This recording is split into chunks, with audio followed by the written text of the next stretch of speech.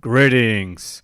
This is General CJG here, coming to you with the epic conclusion of our biggest, latest project, which is defending the prequels. This time, we're finally defending the last one of the three, defending Revenge of the Sith. Oh, yes. Joining me here are. Ginger himself. Yep. Then we go with. This is the Sparta Fan Maniac, and I am the Senate. Then we go with. Jedi Knight Luke Warren here, ladies and gents, and this is where the fun begins. And finally. Greetings, mortals. It's the Shadow King, King Nazaru, and I'm here to once again prove that this movie is not only the best of the prequels, but arguably the best of the whole original 6 films. And anyone who says otherwise is a simpleton who should be completely ignored. Well, that will certainly be something. Okay, so without further ado, we'll go with our first experiences with Revenge of the Sith. So, who wants to go first? I'll go first. Okay.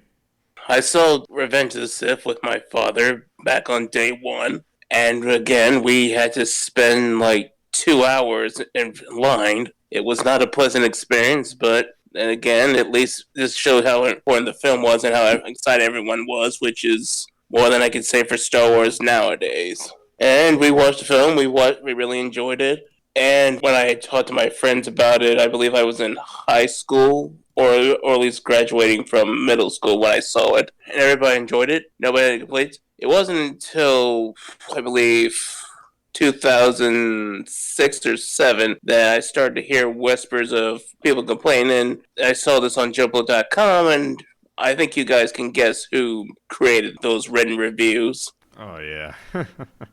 Yeah, we'll get into that soon, definitely. But yeah, that's pretty much my experience.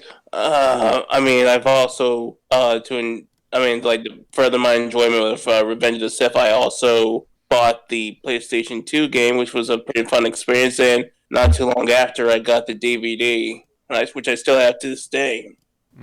Nice. So, anything else? No, next mortal. Okay, who goes next? I'll go next. Okay. Okay, it was 2005. Now, I didn't see this movie when it came out. I saw it when it came out in VHS. I also saw it in DVD years later, but at the time, I did remember the hype surrounding this film, because I constantly, whenever I was using the computer, I saw advertisement for Revenge of the Sith.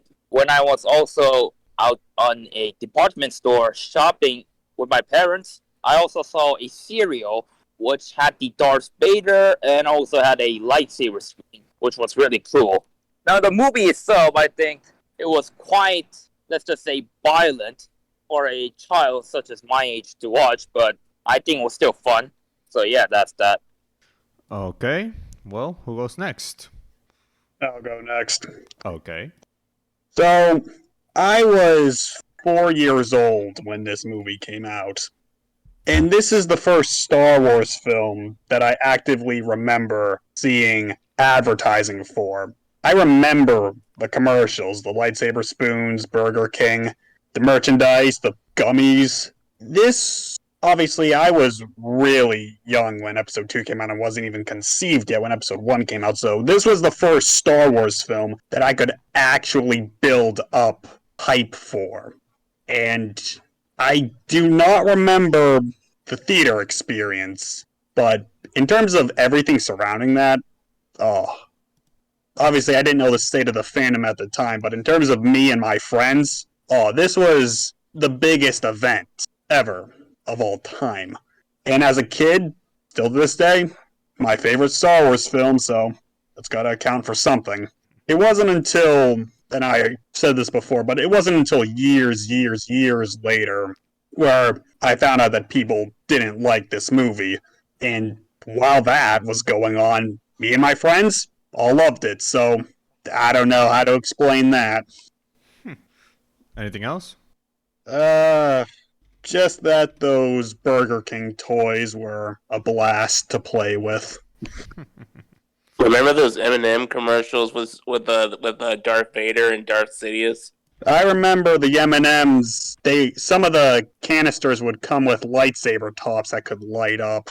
Yeah, there was like this one commercial where the red M&M said that we thank you for the offer, but we decided not to join the dark side. And then Darth Vader force chokes the red M&M, and then the yellow M&M says, "Where do we sign up?" Yes. That's something. You see, I mean, they just don't do commercials like that anymore, and this goes for movies in general. There's that. Anything else? Not on my end. Okay. Luke? Okay, so my experience, just to quickly cover this, my first exposure to Star Wars in general is very different to all of you because I had no first-hand theatrical experiences with any of the prequel films. Bear in mind, I was born in 2002, the same year Attack of the Clones came out, so by the time Episode 3 came out, I was only 2 years old. It was my mum who introduced me to Star Wars. Exactly what calendar year that was, can't quite remember. But she first told me about them not long before she'd ordered the DVDs. And the DVDs that she had ordered were the 2006 releases, I think, of the DVDs. No, I say 2006 because they were the ones that came in really, really slim cases and they had the really flimsy outer boxes. Don't forget also the original versions, the original trilogy. You know. Yeah, so they came in those packaging formats, and I distinctly remember, I'm pretty sure I actually asked my mum the day that those two packages arrived to watch Revenge of the Sith first, as crazy as that sounds. That's something. In terms of my first experience with it, there honestly isn't much, but what I will say is that to this day, it's the one Star Wars film that has stuck with me more than any of the others. And in terms of prequel hate, much like all of you, I didn't discover that until, well, I was able to use the internet. And that was much later on. That's it? Yeah, pretty much. Okay, so let's look. Now, my first experience, okay. Mine actually happened before I even saw any marketing for episode 3. Basically, I watched the original trilogy. It does 4 special editions for DVD. I saw 4, 5, and 6 and finished them, and I was wondering where episode 3 was because at that point, I had episodes 1, 2, 4, 5, and 6 on DVDs, and that's what the ones I saw. I asked my father where was episode 3. He told me the movie has not come out yet. And since then, I was like extremely interested in seeing what happened between episodes 2 and 4. Like I was so interested. Months passed, and towards the end of March 2005, that's where I got my first experience with the episode 3 marketing with the Clone Wars 2003 Volume 1 DVD. One day, after I rewatched all 20 chapters from Clone Wars 2003, I decided to take a look at the extras menu, and in there, I stumbled upon the Episode 3 Revenge of the Sith teaser trailer, as well as the Episode 3 video game trailer. I don't remember which one I watched first, but I watched both of them, and my hype levels for the movie went through the roof after I watched both of them. My mind went crazy with theories and speculation of how the movie was going to play. I was so hyped for the movie. Couldn't wait. And after seeing those trailers, my Star Wars interest was focused on the final 5 chapters of Clone Wars 2003 that were airing at the time on TV since they were the end of the Clone Wars before Episode 3. And when I saw the ending of Chapter 25, with Anakin rushing to tell the clone troopers to prepare to jump to hyperspace and get ready for battle, I was ultra ready. I could not wait for Episode 3. I was extremely hyped. Hype levels 1,000 times through the roof. And then episode 3 came out in theaters, and I went to watch it with my mom and dad, and oh my god, that shit was amazing. It was the best thing I ever witnessed in my entire Star Wars life at the time. It was so good, so good. I loved the movie to death. It was amazing. That theater experience with episode 3 is still unmatched. No future Star Wars movie after episode 3 has beaten it. Not even the Disney Star Wars movies have beaten it. Anyway, after I saw the movie, I was complete with my Star Wars journey. And I knew that episode 3 would forever be my favorite Star Wars movie ever. And after I saw the movie, I got the Game Boy Advance version of the episode 3 video game. Definitely recommend it. Then I got the movie itself on DVD, as well as Volume 2 of Clone Wars 2003. And, well, I was watching and rewatching that shit like crazy. I even took the movie sometimes to watch it on my car while me and my family traveled from Mexico to Texas for vacations. Yeah, on car travels. So A portable DVD player, I guess. One that was in my mom's car in the seats. Apparently, they had TVs in the seats, so there's that. Oh, Yeah. I also got several Episode 3 toys, including Episode 3 Jedi Starfighter, Obi Wan Kenobi, Anakin Skywalker, Grievous, etc. Then a few years later, I got the Episode 3 video game on PS2. Great as well. And then nearly 14 years later, after Episode 3 came out, well, still my favorite Star Wars movie. My opinion on the movie has not changed. In fact, it just got more positive the more I read the Star Wars expanded universe, including Republic Comics Succession, Labyrinth Evil, Novelization, etc. They made the movie more enjoyable to me than it was before. So, love the movie to death. Well, I love all 6, but this one I love it more. And I'm looking forward to ripping and tearing apart the nitpicks and bullshit criticisms that the prequel haters and OT fanboys throw at the movie. And that's all I gotta say about my first experience with Episode 3. So, without further ado, I guess now we can get into the impact on the Star Wars fandom. So, where do we begin, guys, with this? okay. I We gue- start with the very beginning or what? I guess Yeah, so, like- yeah. So, got a question, King. How high was the hype for Revenge of the Sith compared to the 2 previous prequels? As high as it ever been. I mean, people were saying they haven't been that excited for Star Wars since Empire Strikes Back, but considering they use that a lot, take that, make of that what you will. I see. Well, I do think the hype was bigger than Attack of the Clones, if I'm not mistaken, considering that this was the one that Anakin actually turned into Darth Vader. Pretty sure most people wanted to see that a lot.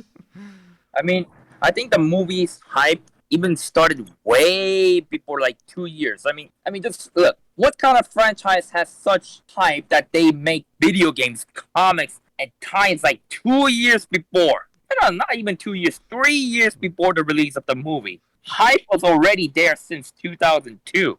Yeah, you could even argue it was there since 1999, because most people, they were curious as hell to see Anakin finally turn into the man in the black cyborg suit that we see in the OT. I mean, there wasn't even much information we could get on, so people were like, oh, we gotta constantly read these comics, books, and play video games, so we might actually get some hints about those movies in these media. Yeah. And I'm not saying that's a bad thing, because if it can make hype and make good quality content and also make money, I mean, all power to you. Yeah. Yeah, I say the hype was definitely there.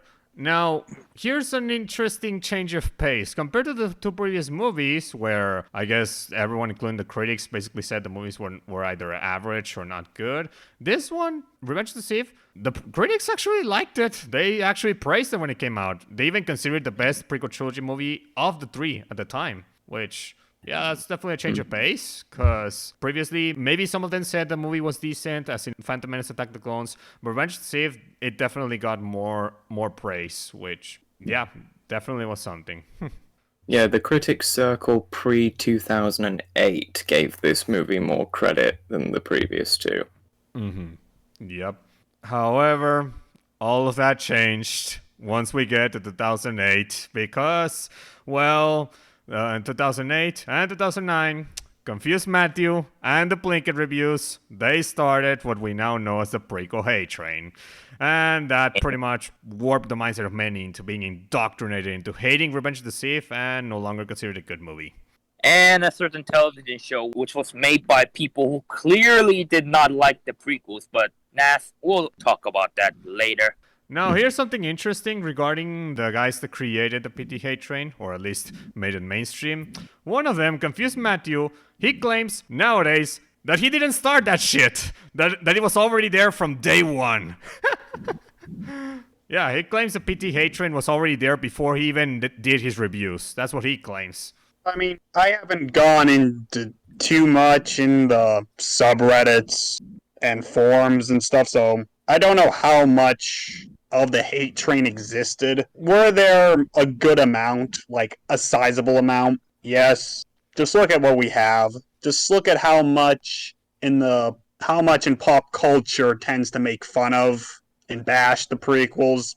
So, sizable enough, but it cannot be denied just the impact Plinkett and Confused Matthew, I think to a lesser extent, had on the perception. Because, hey, if Plinkett specifically, if a guy can make like a video that's over an hour long about this movie, well, it must be that bad. Must have a lot of fucking problems. Yeah. There was a certain weird panel in a Spider-Man comic I read, which was released sometime between 2003 and 2005. While Spider-Man was fighting a villain, he says, like, "What kind of villain are you? Did you get your motivation from the prequel trilogy?" And I was like, "Wait a second, Spider-Man wouldn't say that. Like, who wrote this?" And I was like, it was already getting infested to a certain point in these quote-unquote cultural media and stuff. Yeah, we can certainly also point the finger at a certain song that started in 2005. You know, the George Lucas Rape My Childhood song. Let's also not forget that a lot of abridgers insulted the prequels, like Little Karibo, DC Animated Universe Abridged. I'm not sure Team 4-Star did, but I know Lenny Couture doesn't like the prequels. Yeah. Though actually, if you research the making of that song, you know, George Lucas in My Childhood, that apparently that actually was meant to be a joke. It was not meant to be taken seriously, but I guess many people actually took it very seriously. Yeah, but Was it wasn't funny. Was it meant to be a jab at the people giving the prequels unfair shtick, or was it just a joke? Actually, that's a good question. I don't remember, but it could be either one. I mean, in South Park, there was one episode about. I wonder if anyone remembers the South Park episode where George Lucas and Steven Spielberg Rape Indiana Jones, yeah. The episode was basically about Indiana Jones, but you can't say that these people making it also hated the prequels because George Lucas was also there. Like, the hate was infesting by that point. And it exploded by 2009.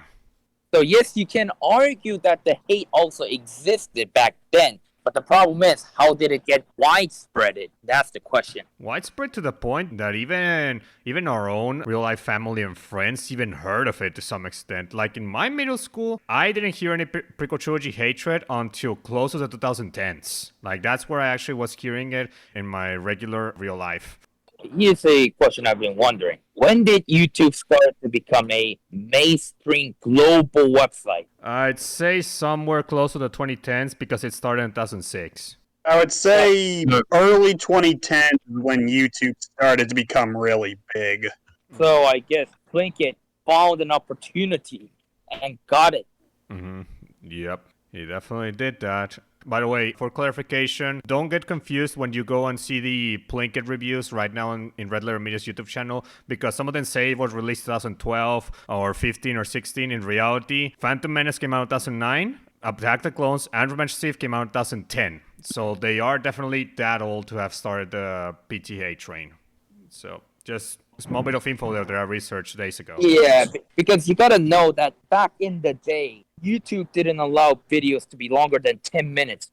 Yep, that is correct. Yeah, back then you could only do it for like 10 minutes because I remember that limitation back when I did my Rosario Vampire manga reviews, and you had to become like a special. I think you had to like some special deal with YouTube or something that will allow you to extend your videos to a longer time. I think that's how it worked back in the day. I think so. Don't remember that part. So, yeah, I mean, even that limitation made Plinkett's Phantom Menace review be split in multiple parts. So... yeah, classic YouTube. When videos had to be under 10 minutes. Christ. Yeah, so when people like ABGN was making actual quality content, idiots like Plinkett was rambling with... How many parts? 7. 7, was it? 7. Right. So... Yep, there's that. And thanks to that, well, the PT Hate Train made a big fuss in the 2010s to the point that even several people that worked on the movie were bullied, including Hayden Christensen, because of course he was bullied again. Just why?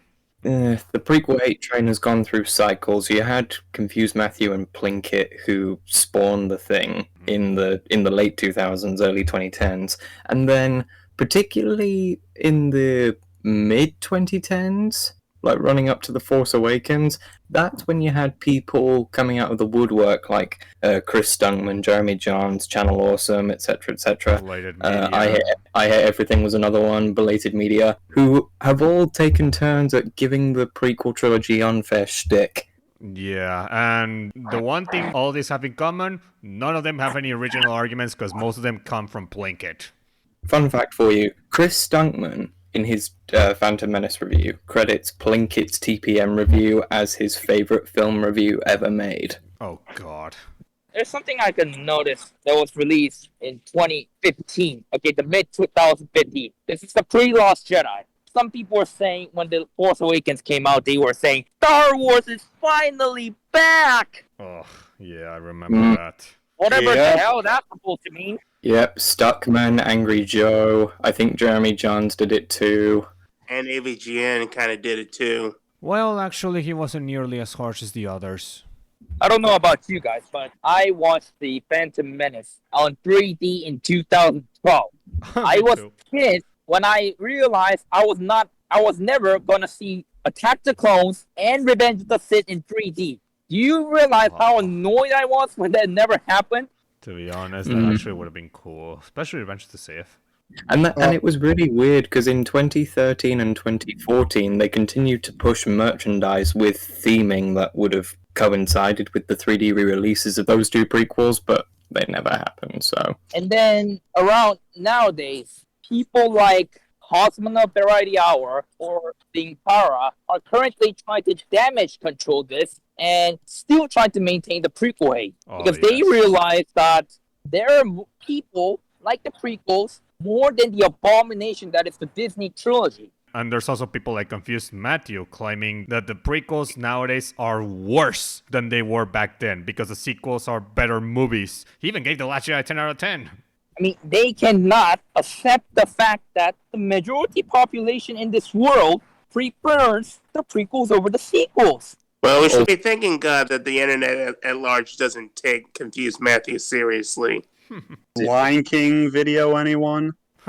Yeah. Also, am I the only one who finds it ridiculous that if you look up any prequel haters' review of The Force Awakens, particularly the more notable ones, you will find quite a lot of prequel jabs thrown in there without any rhyme or reason. Look at all the practical effects. Oh, Look I at mean- all the acting and scenes and directing going on. And, okay, there's one person I gotta give credit is Jeremy Johns. Jeremy Johns was an idiot back then, but he had balls to admit that he was being harsh on George Lucas back in the day. That is something we should give credit to. there are a few others to also give credit. I believe the FGN because I think he liked Force Awakens, but Last Jedi he was either different, and Rise of Skywalker I think he was on the same. And since then he hasn't really done any major bash into the prequels or anything. I also think Geekdom started to like the prequels more after he realized how bad the sequels were. Plus, I also think it was partially due to TCW. Well, there's that too. I know Angry Joe liked The Force Awakens, but did not like The Last Jedi and Rise of Skywalker. So him too. Whom else? Oh, Simon Pegg, yeah. He also, at first, The Force Awakens, but then with The Last Jedi and onwards, he pretty much regretted or decided the prequels and actually gave him more credit nowadays. So I guess there's that positive. So yeah. Oh yeah, I we gotta tackle this argument. What do you think about the quote-unquote, well, people are suddenly pretending to like the prequels just because they hate the sequels argument? I see this idiotic argument spread around constantly. Oh boy. I can say with the utmost certainty I've been a prequel fan from day one that I was introduced to Star Wars. So I mean, all of us are in that same boat. All of us have liked the prequels far longer than the sequels being around. Yeah, we said our first experiences with this movie and the others. So there's that. We were fucking children when these films came out. 8 years old. and I we like could the- understand them just fine. I like the Phantom Menace and Attack of the Clones since 2004, and I also like the Revenge of the Sith when it came out 2005. So by the time of Force Awakens, I was like, when I saw the Force Awakens trailer, I immediately realized something was wrong. This movie's entire purpose is to pander to the original trilogy and to annoy the hell out of the prequel fans. Of course. Well, it doesn't help that its director is an OT purist. Of course. So, yeah, Yeah. there is that. Anyway, anything else to mention on the impact on the fandom? I want to mention a more positive impact Revenge of the Sith had on media and stuff. Let's hear it. Yeah, I mean, it's not a Star Wars thing, but it is kind of related to Star Wars. Thanks to like the prequels and specifically Revenge of the Sith, it did inspire Tetsuya Nomura to take elements of that story and put it into Kingdom Hearts Birth by Sleep. Because if you look at it, it is similar to Revenge of the Sith. Well, there is that. Anything else? No, that's it. Okay. I guess now we'll get into the story, or the short summary of the story. This is going to be an easy one. So, basically, 3 years after the first Battle of Geonosis and the onset of the Clone Wars, the Jedi Knights have been leading a massive clone army into a galaxy-wide battle against the Confederacy of Independent Systems. But, in a big event, Coruscant was attacked, and the Chancellor was kidnapped by General Grievous, and, well, since there, Anakin and Obi Wan have to rescue him. They rescue him, and then they go back to Coruscant. And, well, this is where, let's just say, Palpatine starts to slowly reveal his true nature as the Sith Lord that has pretty much orchestrated everything since the Phantom Menace. And he pretty much wants to turn the Republic into a galactic empire. And, well, he manages to seduce Anakin Skywalker with the dark side of the Force to become Darth Vader. And, well, the Jedi have been all but eliminated, with Obi-Wan and Yoda forced into exile, but not before they have some final confrontations with Vader and Sidious. Obviously, that didn't work out, but there's that. And then the only hope for the galaxy is now Anakin's children, and it leads to episode 4. Didn't get into detail with the plot here, because there's no need to get into detail with the plot, and I'm pretty sure our viewers know the plot of the movies. So yeah, there is that, and well, I guess now shall we get into the characters? Starting with, well, the main character himself, Anakin Skywalker. So, what do you guys got to say about him in this movie? Oh, I mean, with what we've gotten in the past 2 films, everything we get with his character here, despite what people like to say, it makes total sense. We saw the build-up, this is the payoff. Yeah, you could definitely see his breakdown and his disillusion of the Jedi Order, and how he turns to the dark side turning from this idealistic youth who wants to help people by being a Jedi into this enforcer of a fascist empire. It all makes sense with all what happened to him, losing everyone he's cared about, being detached from them, being forced to keep his emotions in check and not having anyone to help him. Despite what these original trilogy fanboys would say, Anakin's turn was not rushed. It was very built up and foreshadowed. Oh yeah, so yeah, because basically these PT haters, they claim that Anakin's fall to dark side is not believable because of how sudden and rushed it is, with no real build up for it in the movie. One of them even said that his turn to evil happened in the last 20 minutes of the movie. What I could say about Anakin Skywalker in the movie is characterization is consistent with episode 1 and episode 2. Episode 1, we can see that Anakin does not want to lose his mother and is afraid of losing her, which is directly mentioned when questioned by Yoda, right? Mm-hmm. Episode 2, he struggles with the fact that his mother died and he couldn't let go of it and slaughters the Tusken Raiders. And episode 3, he doesn't want any of those to be repeated, right? Mm-hmm. He wants to save Padme, but the end result is, well, she dies because she falls to the dark side. So we can see a man in all 3 movies basically not being able to let things go and constantly being afraid of losing the people he cares about. And another thing I can notice is Anakin is also questioning the Jedi Order because he knows that what the Jedi is doing is very questionable and sometimes outright wrong, right? Mm-hmm. Which is the reason why Anakin starts to be on the side of Palpatine instead of the Jedi Order. And that's what I'm going to say. Mm-hmm. Yeah. Here's the thing with these prequel haters, and I'm fairly certain I've said this before. They are so dead set on hating these movies that you could rebut every single point they make. And they will, one, they won't listen. Two, they'll probably call you a prequel fanboy. And three, they'll probably call you a dumbass who has poor taste, who can't admit that the movies are bad. So the thing is, the best thing we can do is just lay everything out, and if they still deny it, well, That's their they have fault, to not prove, ours. I mean, we've already proved our point. Now it's their turn to prove their negative. Because it is far easier to prove a negative than it is to prove a positive. And yet, If they don't want to pay attention, if they don't want to listen to our points, well then, I'll just say it, they're cowards. Who can't admit that their opinions are based on terrible, skewed points. The only reason that I can think of as to why prequel haters say Anakin's turn to the dark side seems rushed is because the bulk of what causes Anakin's turn happens here. you can say that, but there were snippets of it in the previous movies. I know, that's why I say the bulk of it happens here. The point In a- you have to realize here, people, is that when George Lucas was making the Star Wars movie, at least the 6 movies, is that it is a non-stop continuous thing. You're not watching individual 6 movies. You're watching a whole movie that is separated in 6 parts. So no, it is not a sudden shift of change. You're not supposed to expect Anakin to turn to the dark side by showing that aspect in this movie. Instead, you should have been focused since 1999.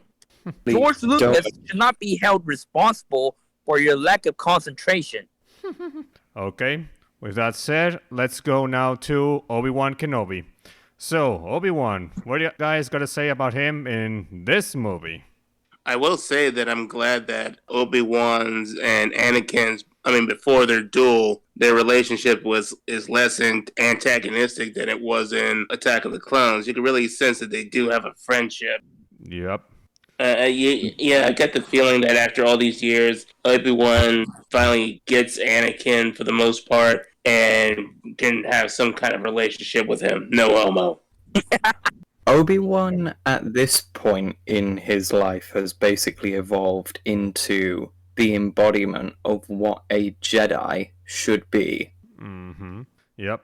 If you guys What I- remember what we discussed about Qui-Gon in our Defending Episode 1 review, we pretty much mentioned how Qui-Gon was a true Jedi, whereas all the other Jedi were more following the way of the Republic rather than the way of the Force. By this point, Obi-Wan definitely is much closer to being a true Jedi. He's still kind of clinging to the Jedi Council's, well, let's just say their mindset, but he is definitely much more like a true Jedi here compared to in Episode 1, and even 2. I think what I could see from Obi-Wan is this is some parts that are not shown that much, but he is also struggling between his loyalty towards Anakin and the Jedi Order.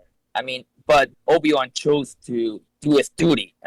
You can see this in the part where Obi-Wan tells Anakin that the Order ordered him to spy on the Chancellor, which Obi-Wan himself is not too comfortable about talking about it because he knows the duty is important, but he also knows that Anakin is his friend, and asking such thing is not such proper things to do. Also, what we can see in this movie is Obi-Wan is such a good friend.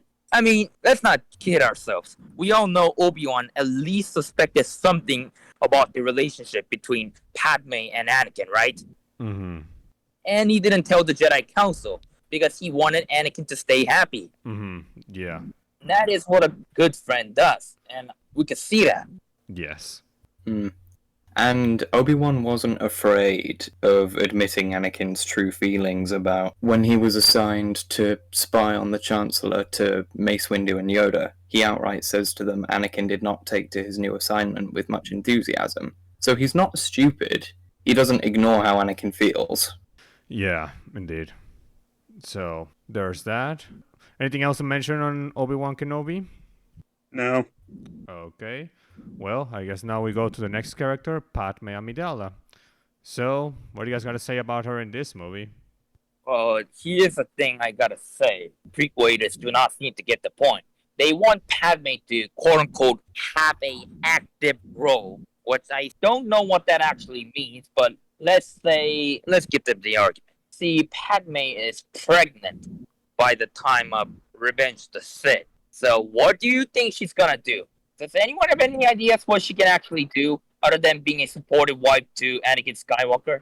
Well, it would be pretty impractical of Padme to fight, given the fact that she is pregnant, and of course, the further along a woman is into her pregnancy, if she is carrying a baby, what happens? Your stomach gets bigger and the baby becomes heavier. So having a fight is completely off the table. They probably expected her to try to stop Palpatine from turning the Republic into an empire or something through political means. Of course. Yeah. No. There's that. Henson, what do you got to say about Padme? After 2 films of being as active as she was, a part of me is disappointed that she wasn't as active.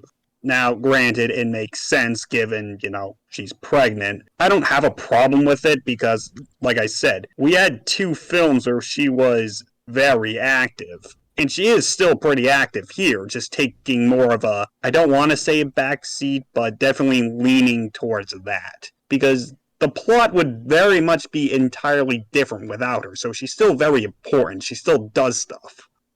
Okay. Anything else to mention? No. Okay. Well, anything else to mention on Padme, guys? I think it should just be made clear that given Padme's in-universe limitations at this point, she served her purpose. And any prequel hater that tries to say otherwise, clearly you need to give the movie another watch. Okay, then I guess now we go to the next character, the main baddie himself, Palpatine / Darth Sidious. Okay. / Emperor. Yeah, also Emperor, yeah. What needs to be said about him? Everyone than... agrees that he's great in this. Yeah, there's not really much to talk about Sidious here, since even the prequel haters agree that Sidious was a very good entertaining villain. Well, then I guess let's sing some praises. So what do you guys got to say about Palpatine and how he was in this movie?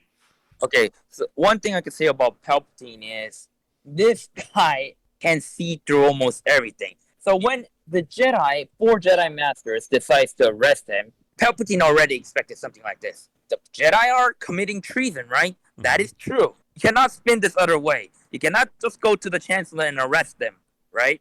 Mm-hmm. That's treason. So Palpatine, whatever anyone tries to argue and make a point, Palpatine was right to execute Order 66. And this is why he's great, okay? He does not defeat his enemies by using the Force or his lightsaber skills. He does it by using the system itself to eliminate his enemies. Sure, there was the Separatists and all, but in-universe people do not know or have any evidence that Palpatine is related to the Separatists, so it's basically Palpatine playing 3-dimensional chess and defeating all of his opponents. I mean, yeah, that's some skill you have. Yeah. Indeed. Yep. Now, I think this probably would be a good time to tackle one of the criticisms of Palpatine, and that is that, well, a lot of people question when he was throwing Force lightning at Windu deflected of the lightsaber, and he went from looking human to looking like a hideous monster. A lot of people are questioning, how did that happen? Was he, does Force lightning do that, or how did that go?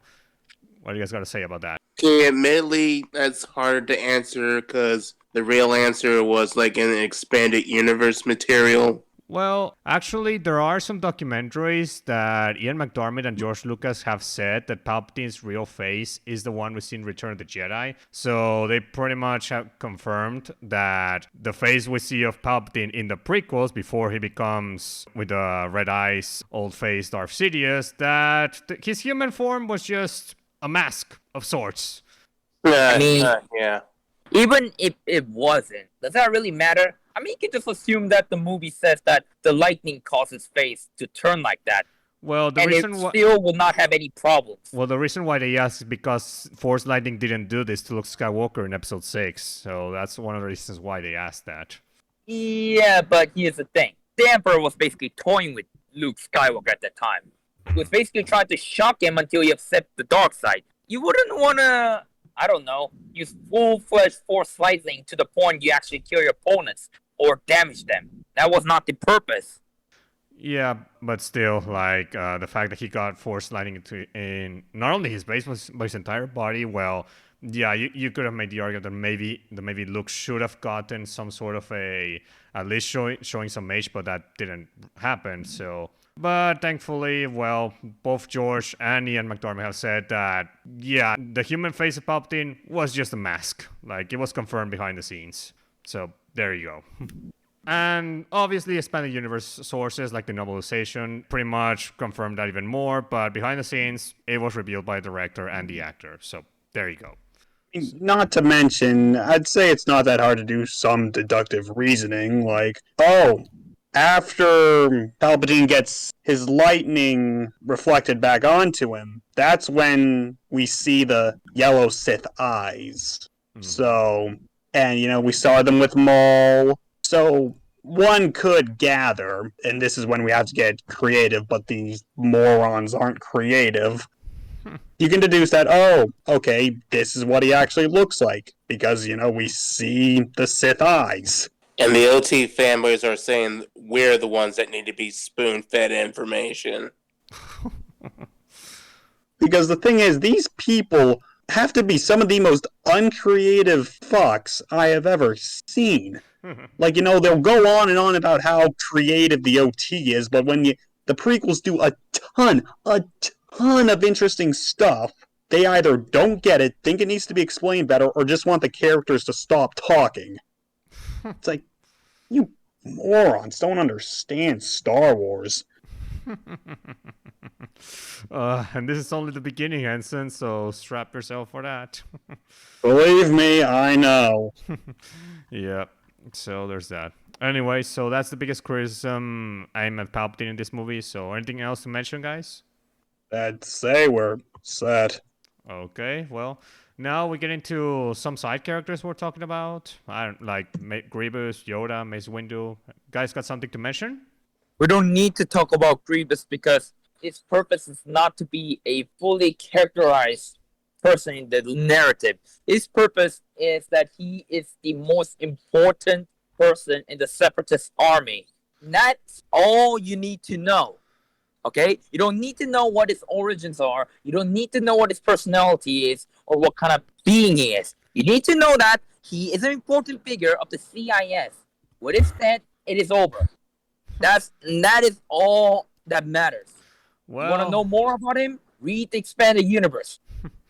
Then again, even with that in mind, we still get plenty of tidbits on his personality and what he's like. He's a mustache-twirling coward. yeah, but, well, the PT haters, what they got to say about that is that for them, well, Grievous was a disappointment because of the potential he had in being more than just a cowardly, mustache-twirling villain that ended up dead halfway into the movie. Like, they wanted more. I mean, especially by the standard that was set by the 2003 Micro series. To be honest with you, there was nothing to look for when it comes to Boba Fett or characters like him or Jabba. Especially with how he went out, but then again, how Boba Fett went out is not well regarded even among OT purists. Or Jabba the Hutt, which was basically a slug terminal with no personality, but let's not talk about that because it goes against the argument. There's that. What prequel haters don't seem to... It's kind of like the same thing with Padme. They don't look at the intricacies that hold Grievous back from being able to execute his full potential, as it were. Because obviously we all know that Grievous has that hacking cough. Mm-hmm. Meaning he can only fight for so long before, the asthma takes hold. And wait a second. And to be honest, after all the lightsabers were removed, Grievous was actually beating Obi Wan, right? Wasn't it? Yeah, he was on top of it for once they got out of their rides, or mounds, I guess I would call them. Yeah, Grievous was kicking Obi-Wan's ass. Mm-hmm. And the only reason Obi-Wan defeated Grievous was that there was a conveniently placed blaster over there to shoot at him. If there was no weapons, I guarantee you Grievous would kick Obi-Wan off from the platform, and Obi-Wan would have died. And Obi-Wan, of course, makes that infamous remark about Grievous's blaster being a very uncivilized means by which to kill him off. So clearly Obi-Wan wasn't proud of that. Yeah. I think he was basically. I think based on the original trilogy, he just doesn't really like blasters in general. He just thinks like it's a less elegant weapon. Yeah. Well, to be fair, who wouldn't think that? Blaster versus lightsaber, what weapon would you pick? Well, we know Han Solo would prefer a blaster. That much I can tell you. Yeah, but the only reason why the lightsabers actually work is because Jedi's have reflexes, Mm-hmm. which makes them fast enough to actually block those blasters. But go figure. There's that, yeah. Yeah, so there's that. Anything else to mention on Grievous? My main point is Grievous at the end wasn't really an incompetent villain. It was just that Obi-Wan was lucky to have a blaster. So, think the way you want. There's that, yeah. What about the other characters? Yoda, Mace Windu. What about them?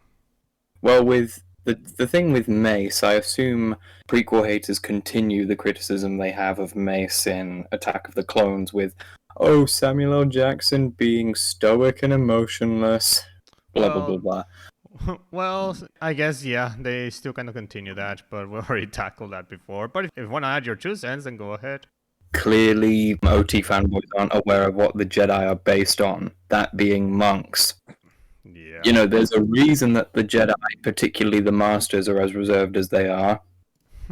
I got something for Mace Windu. Mm-hmm. In this movie, Mace does a lot of questionable stuff, like purposely denying Anakin to become a master, to use it as a political plot against Palpatine. That is already questionable enough. But he actually says to Anakin about this, we must move quickly if the Jedi Order is to survive. Which means if you see the movie, Mace is not actually trying to overthrow Palpatine to save the Republic. He is more concerned about the Jedi Order itself. Which also makes me question if Mace Windu's allegiance is towards the Republic or the Jedi Order itself. Also, Mace Windu is the one who decides to gather the 3 Jedi Masters, right? Yes. And go and attack Palpatine, which is treason, But... which you're not supposed to do. And you have no one else to blame for Order 66. Because what you did was treason. And, yeah. Well, Order 66 was still going to happen. Mace Windu just accelerated it. Yeah, but Mace Windu gave Palpatine the proper reasons, didn't he? He used Anakin in order to get Mace Windu to do the treason. Yeah. And when Mace Windu was holding a lightsaber, he was still trying to kill Palpatine, despite the fact that Anakin was saying it is not the Jedi way. So Mace Windu is basically doing a lot of questionable stuff during the entire of this movie while he was alive. For what? For the sake of the Jedi Order. Though you could even make the argument that he probably was going to fall to the dark side if he actually managed to kill Palpatine.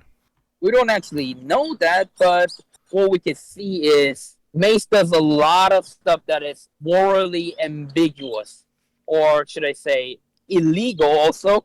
And I think that's the reason why Anakin doesn't trust him, because, wait a second, Mace was already kind of showing that he wasn't too enthusiastic about Anakin during the Phantom Menace, right? So, when Anakin sees Mace Windu doing stuff like this, he trusts Palpatine more than Mace Windu, because all these 13 years while he was at the Jedi Temple, all what he saw from Mace Windu is questionable behavior, condescending attitudes towards him. So who's he gonna side? The person who treated him like a son? Or a jackass who constantly treated him like, oh, Skywalker, you again.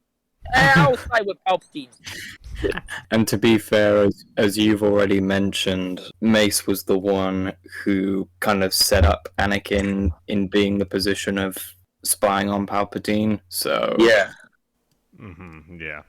So, there is that. Any other characters worth mentioning? I mean, I would say Bail Organa would be a notable character. What do you gotta But say about him? not much to really say. He's Oh, great. I think we could talk about Newt Gunray. What do you gotta say Oh, about no. him? Newt Gunray is like all throughout the movies. He believed in Palpatine's quote-unquote vision, and when he was about to get killed by Anakin, he was like, he realized that at the end of the day, Palpatine has no true allies, and he was just another tool in the grand scheme of things. Mm. Which I actually felt sad for Newt Gunray because he never actually gets anything done properly throughout the whole 3 movies. And yet, there goes his demise. And Count Dooku, I realized, when he was looking at Palpatine, when Palpatine ordered Anakin to kill him, he was like, "Hey, bro, I thought we had an agreement. I mean, you can't do this to me. I mean, I thought we're best friends. How could you do this to me?" I mean, you could see the eyes of Christopher Lee trying to say something to Palpatine, right? Hmm.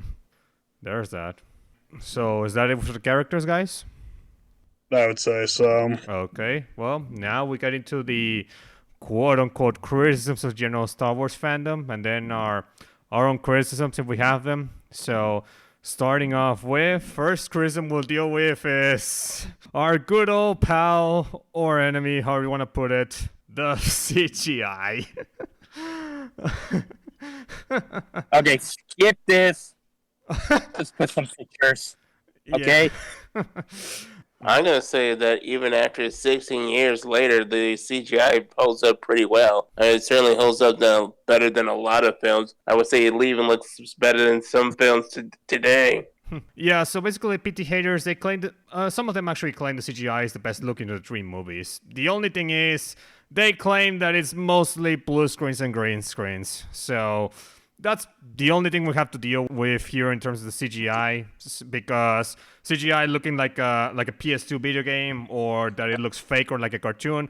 We already tackled that before. For those that want to hear our defense on that, go watch The Phantom Menace and Attack of the Clones defenses, where we go into more detail there. So yeah, we won't need to get into this again. So instead, what we're gonna do is, okay, so basically, I'm just gonna put here the behind-the-scenes images of how Revenge of the Sith was filmed. I'm gonna show you guys that the movie had more than just blue screens and green screens. It had more practical effects than just the Tantive 4, okay?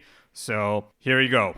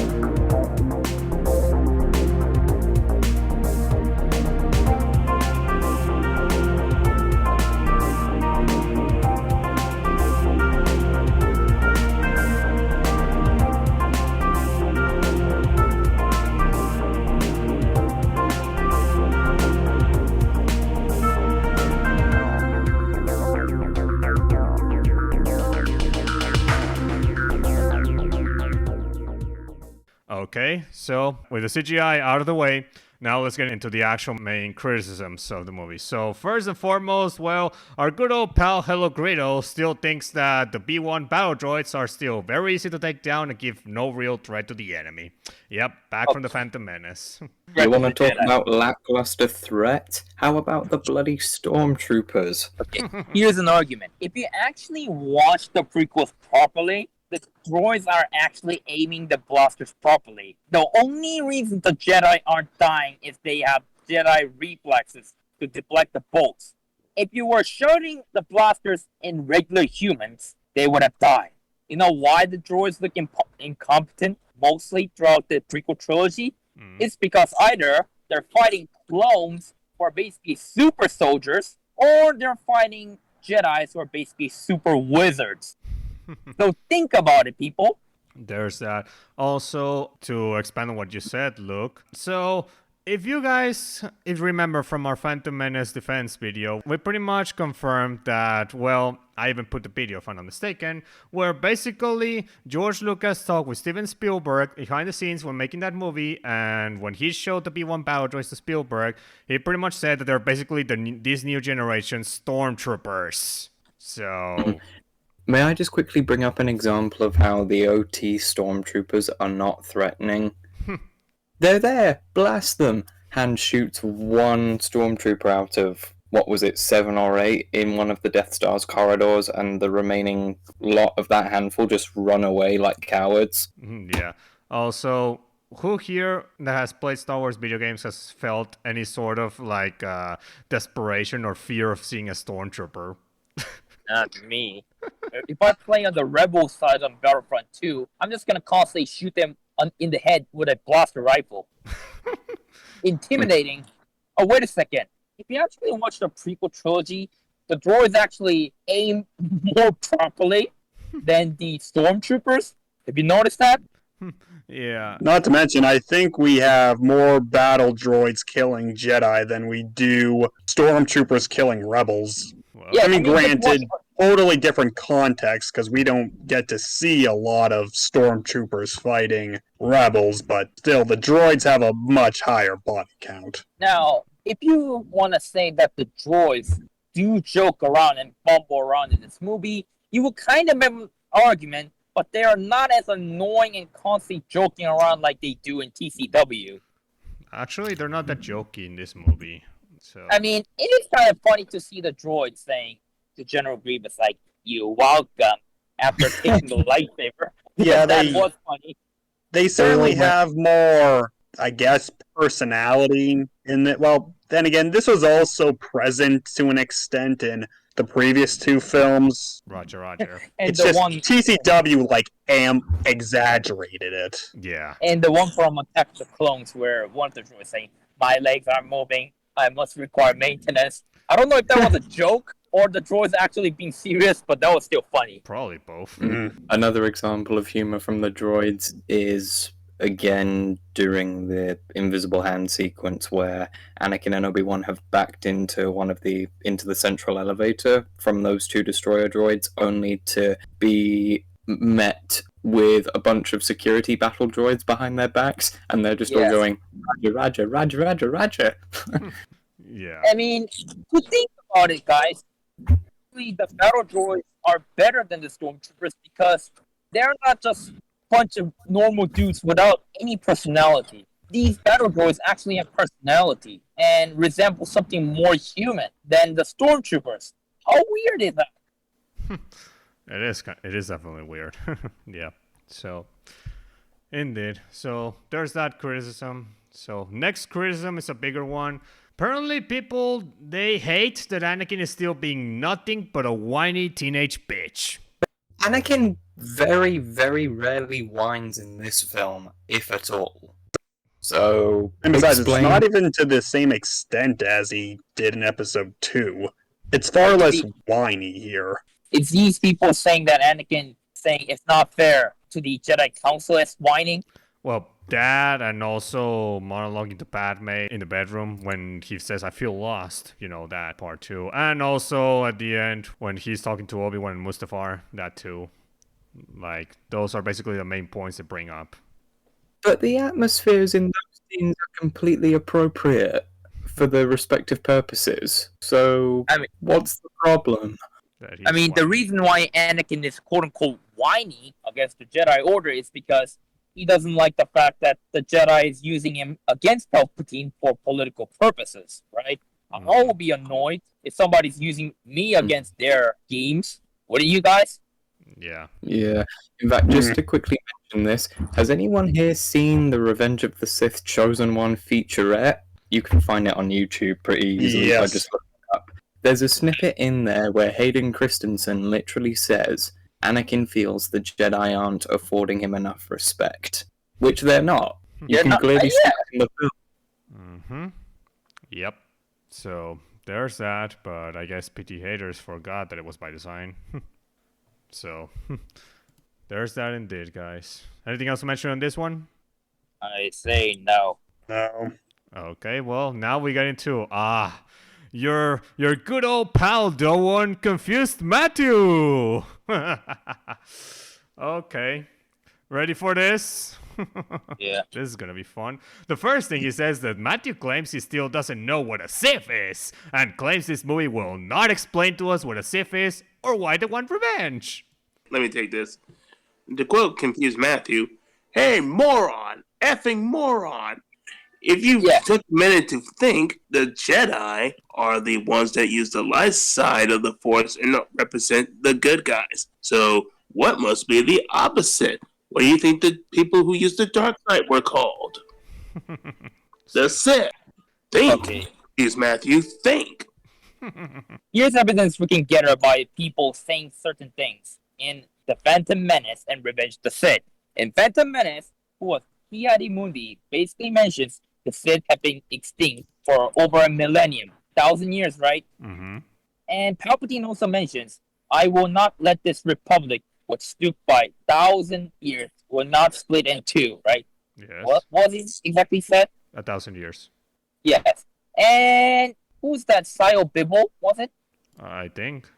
Said something like this: "There hasn't been a full-scale war since the formation of the Republic." Now, what can we get with these three informations? Before the formation of the Republic, the Jedi and the Sith, and there was some kind of government, I guess, would probably have fought against the Sith, which had led to the extinction of the Sith.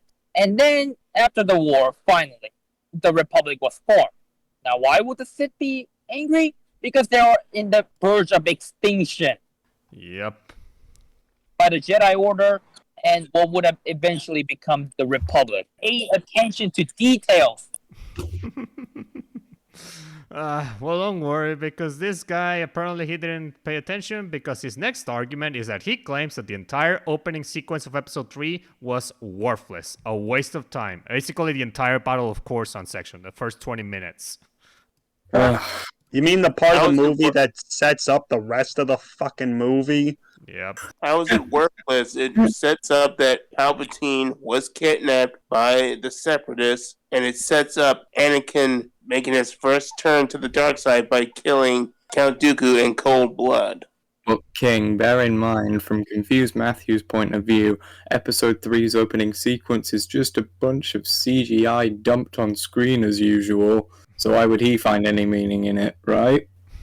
What an imbecile. There's that. Also, may I highlight his hypocrisy even more by saying that, well, he claims the entire Episode 3 Battle of Coruscant is worthless. However, the entire plot B of The Last Jedi, he has no problems with it whatsoever. Didn't even mention that it's worthless to the entire Last Jedi movie. Just think about that. Canto Bite. Yeah, no, not only that, the entirety of Plot B, anything involving Finn, Rose, and Poe Dameron. Like, all of that, he's fine with it. He thinks it's part of the movie, that there's no issue with it at all. But with Episode 3's opening sequence, oh, he thinks that's worthless.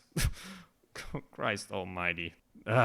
There's that for you guys. So, yep. Next criticism of Matthew. Oh, Matthew claims that the dialogue between Anakin and Padme is vomit-inducing, unconvincing, and makes no coherent conversational sense. Hey, don't talk about your reviews, Matthew. I know they're bad, but you gotta have some confidence, right? Chris Stuckman has also given shtick stick against the romance scenes. But not nearly as bad as Matthew. Well, he does complain about the dialogue being poor, Stuckman, but Stuckman did give credit the dialogue was better in episode 3, so he didn't go nearly as hard with it as Matthew, or this next big dictator we'll deal with later on. So, yeah, this is just Matthew saying shit. Then he says that Anakin is an evil asshole, and Padme falling in love with that evil asshole makes no sense. They are incompatible, and no matter how many times they say how they love each other, no one in the audience buys it. I remember him also said that in one of his Dragon Ball videos, but that was before he saw The Last Jedi, and so his views might have changed after then. You were talking about geekdom? Yeah, I was saying that he said the same. He was doing like a special discussion video about Dragon Ball, and he mentioned Anakin and his relationship with Padme. He was talking to some girl about it, about if she was caught in a situation with Anakin, what would she do? And she said she would run away because he sounds like a psychopath. And he said, okay, yeah, this girl clearly has more sense than Padme. But I think his opinions might have changed after like The Last Jedi and just realizing how awful that was, and he started seeing the prequels in a better light. Well, there's that. Hanson, you got something to say on this, since, well, this deals with Anakin and Padme's relationship? I'm fairly certain I already said this in the episode 2 video, but given their backgrounds, it makes sense for them to act and talk like they do. And not to mention the inspirations Lucas took from. I don't know. I listened to the dialogue, and quite frankly, I don't see why people make such a big deal out of it. There's not even that much romantic dialogue between Anakin and Padme here compared to episode 2, but for some reason they still bitch about it. I mean, not to mention, given the world, and I mean the world that we see within the context of this universe, the dialogue doesn't stick out. Yeah, indeed. General, can I quickly expand upon the rebuttal to what you mentioned about Confused Matthew saying, "Oh, what did Anakin ever do to make you fall in love with him, Padme?" Go ahead. Is Matthew completely ignoring an aspect of love that does factor into real-life relationships? That being, sometimes bad things don't outweigh good things that one person has done in the eyes of the other? Blind loyalty, I guess you could say. I guess you could say that. So, there's that. Anyway, next criticism of Matthew. Oh, this is his one unique criticism, because most of the PT haters actually like this scene, but he's the only one that doesn't like it. So Matthew claims that the opera scene is slow, long, and boring to listen to. He also claims Palpatine sounds so boring that anyone will fall asleep from listening to his speeches. Which is the funniest fucking thing, because it is universally agreed upon that this is one of the greatest scenes in all of Star Wars. Yeah, because they really delve into the Sith lore, and it feels like you can really see just how skilled Palpatine is at manipulating people. Well, not to mention, the acting in this scene is incredible. Yeah. And it also explains certain aspects we've been wondering, like Plagueis was manipulating the midichlorians to create life, which is basically implying that Anakin was in some way created by Plagueis. Yeah. I wouldn't say I wouldn't say he was created by Plagueis. I'd say he was more like he was created in a response to Plagueis. Yeah, but that's EU information, so Yeah. what the general audience would think is Plagueis created Anakin. That's left for interpretation or speculation, because obviously it was fake. So there's that. So yeah. So Matthew, you're full of shit on that one. Anyway, next one. Matthew claims that Windu being surprised in knowing that Palpatine is Darth Sidious makes no sense, because they were told in episode 2 that Palpatine was Darth Sidious, and there was plenty of evidence in front of their faces to figure it out. No, there weren't. The only thing they got as an evidence is this. A Sith Lord called Sidious is in the highest position of the Republic. That's the only thing they heard. Nothing else. Literally, the only hint of evidence they have as to Sidious even existing, and I'm talking about the Jedi Council here, is what Obi-Wan told Mace at the end of the previous film, which he heard from Dooku. And also, need I state something that's very obvious? Palpatine, until the point where those 4 Jedi Masters came into his office to arrest him, didn't show any obvious signs that he was evil to them. Also, may I point out that Yoda didn't really want to believe Dooku. If you remember at the end of episode 2, to the dark side, Dooku has fallen. Lies, deceit, greed, and mistrust are his ways. That's what he said. Basically, they didn't really want to fully trust what Dooku said. They didn't have any major reason to trust him. Only until, well, Palpatine was actually revealed to be Sidious. That's where, yeah, their worst fears were realized. So even in the EU, they don't have evidence that Palpatine was, Sidious until Revenge of the Sith itself. Yep. So there you go. So Matthew, what the hell was that? Oh, and then he goes on saying that Windu first wanted to arrest Palpatine after disarming him, but then after the Force lightning attack, the plot demands for Windu to kill Palpatine, just so Anakin has an excuse to turn to the dark side. Well, he initially tried to arrest Palpatine, but the guy fought back and killed 3 Jedi Masters, right? Isn't that enough of a reason to kill this guy, indicating that Palpatine is dangerous? Well, there's that. You could say that, yeah. Though Matthew claims that because Mace Windu said when he had Palpatine lying down that he was like, "You are under arrest, my lord." And then Palpatine throws a Force lightning, and that's when Windu out of nowhere wants to kill him. Like, that's what he's arguing for. Okay, as Doan already mentioned, Palpatine had killed 3 Jedi Masters prior to Mace subduing him. So, the Force Lightning incident, that was the last straw as far as Mace was concerned. It was like he had to be killed, not just because of his power in the Force, but Mace also mentioned to Anakin that, this is the guy in control of the Senate and the courts. He was too dangerous to be left alive, if you will. Even if Palpatine was gonna get arrested or put on a trial, what are they gonna try him for, huh? Oh, this guy needs to put in jail because he has a different religion. Does that make any sense to you?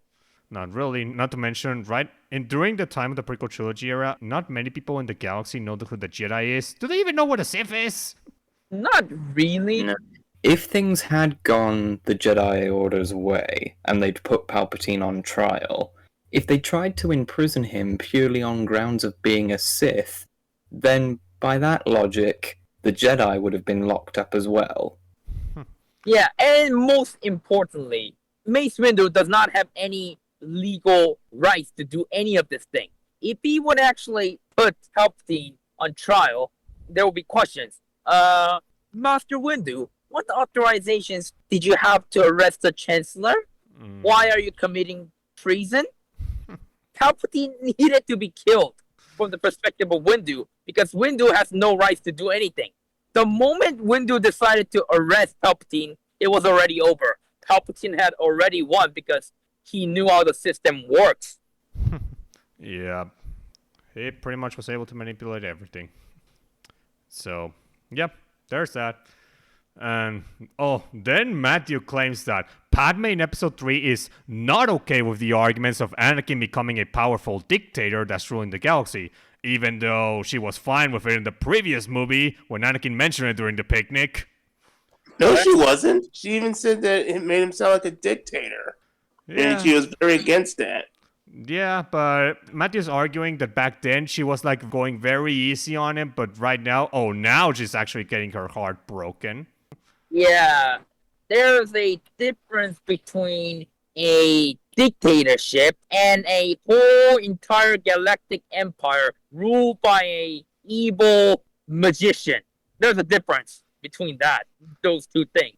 Also, may I claim that the context of that discussion and where they were discussing it is completely different. In episode 2, during the picnic, yes, Anakin brought up the argument that maybe somebody should be governing the galaxy and swaying the others to pretty much follow him, which to Padme sounded like a dictatorship. And Anakin was saying that if it works, but here's the thing. They were in a picnic, having some sort of a romantic moment, and Anakin had not done any major bad stuff at that point in time in the movie.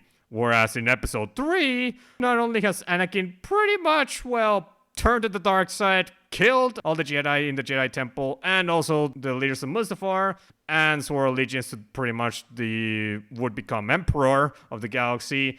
But, well, Padme had listened from Obi-Wan all the terrible things that Anakin had done, and she wanted to not believe him, but when Anakin pretty much confirmed it, well, yeah.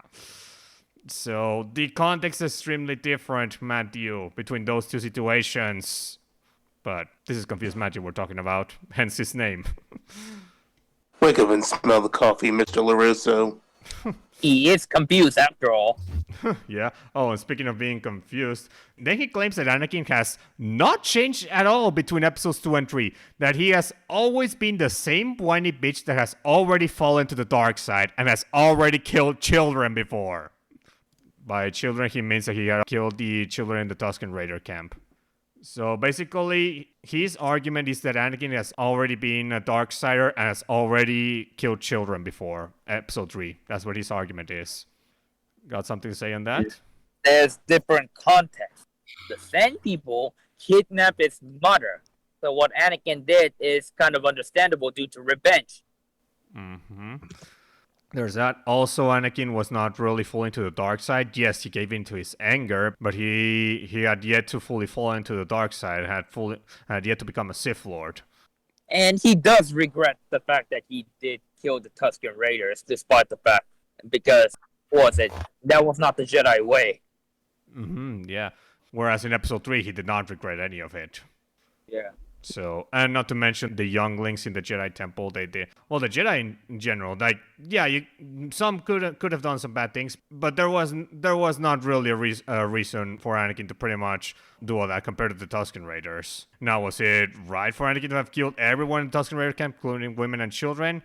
Probably not, but it's a morally gray, but you can say that Anakin probably had some good reasons. So it's great, but at least there's that. In the case of in the Order 66 Jedi Temple, that obviously is Anakin being evil, and obviously it was not right, obviously. So during episode 3, he was pretty much fully to the dark side, and just doing it for selfish reasons, and not really ones that he could actually excuse. So there's that. Now, the final thing that Matthew says, that he claims that Anakin is so stupid to not figure out that Obi-Wan snuck into Padme's ship without her knowing, and believes both of them are working together because the plot demands Anakin to believe so. Jeepers. Right. Does he not realize that the dark side makes you paranoid? Or blind, in some cases. It's like a drug.